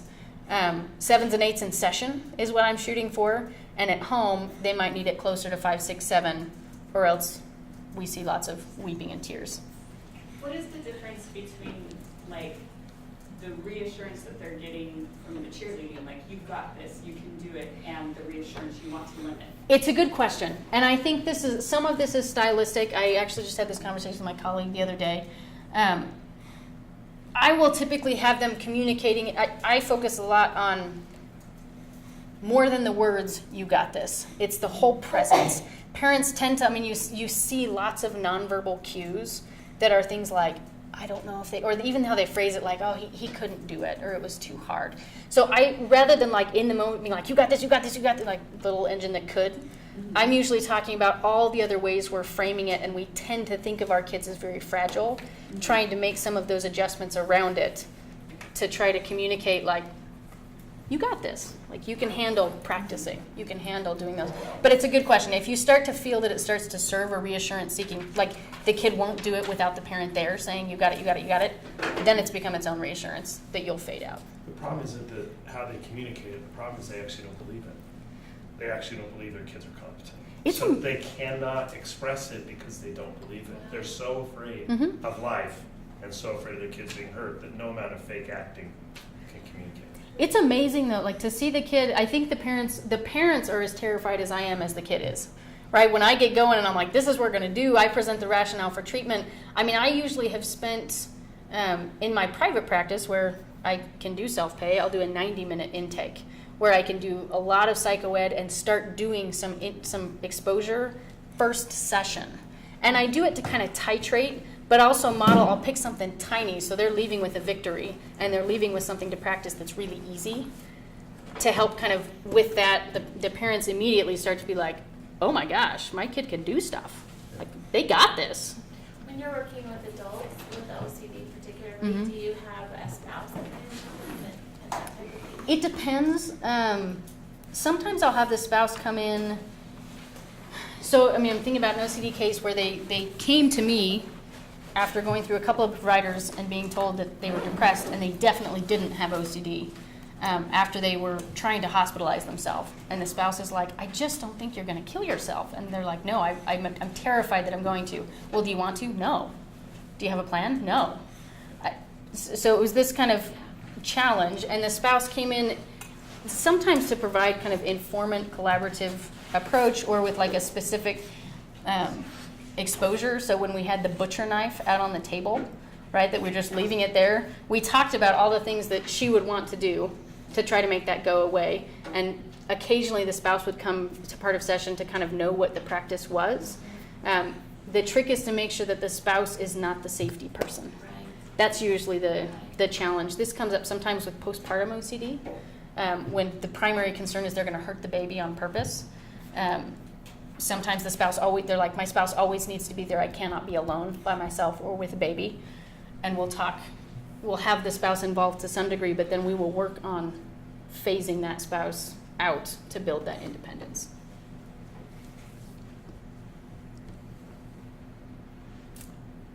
Okay. Finish things off. Sam is an 8-year-old boy with separation anxiety, so afraid something bad will happen to him or his parents. He won't go to school. He's avoiding friends' homes unless parents come, which makes it awkward, and he's unable to be in a room by himself. So I want, with a partner, to talk through, and you guys have scratch paper from that form I gave you. How would you, or at least I see some, maybe the back of that, is that the back of the packet from up there? The back of the packet's empty. How would you draw the model for Sam's anxiety? Okay, and I'm going to bring you back, sorry, just for sake of time.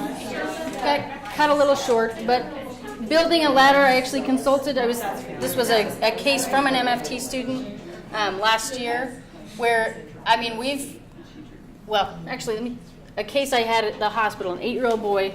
We had the one-way room mirrors, and so we got to the point that we were separating first, kind of getting his mom out of session. It was to the point that mom had to sit in the doorway for a few minutes before she could go out of the session. And then it was just us, and then we'd go around the hospital and he'd practice, there was bridges to different parts of the hospital. He'd practice going there and coming back on his own, kind of gradually getting there. At some point we had him sit in a room by himself, and then we turned the lights down, and then we turned the lights off. And then I went back behind the mirror and did this on the blinds, right? So it makes this horrifying sound. I'm not surprising them. I don't surprise kids with exposures. I will tell them exactly, they know the game plan, and I'll say, what is anxiety going to do? It's going to say, oh, there's something going on back there. I need to leave. I need to go. So they know exactly kind of what the game plan is until we're working on the unexpected. And then that's later in treatment. I might say, okay, I'm going to ask mom on 2 different times. This happens a lot with something called emetophobia. Any guesses? Being afraid of being afraid? No, it's being afraid of throwing up. It's actually quite common. So you get fake barf. That's a thing. And we'll do surprise, where mom will go hide it places way far in treatment, right? Way far, 8 sessions in when they're almost done.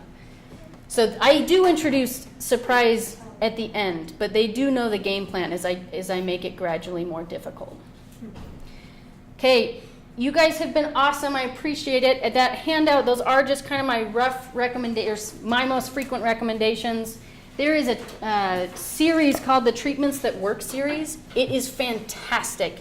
It has therapist guide and parents guide for all sorts of disorders. It's on that sheet listed maybe towards the bottom as resources for therapists. EffectiveChildTherapy.com or .org is a great resource to be looking for effective child therapies.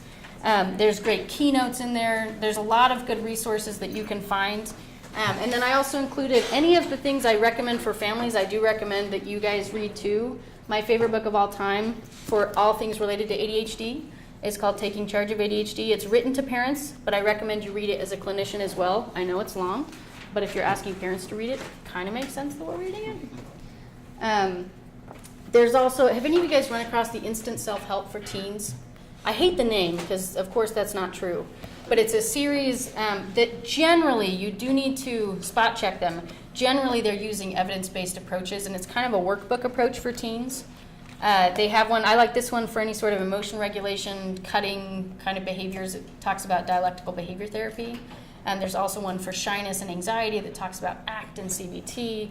So there's a couple of series I really like, and then I also included a few of the specifics. Please let me know if you guys ever have questions, resources that I can point you to. You guys have awesome, awesome questions. I'm excited about the world that you're going out into. I appreciate it. I'll stick around for a few minutes if you guys have questions, but otherwise I'll set you loose right on time.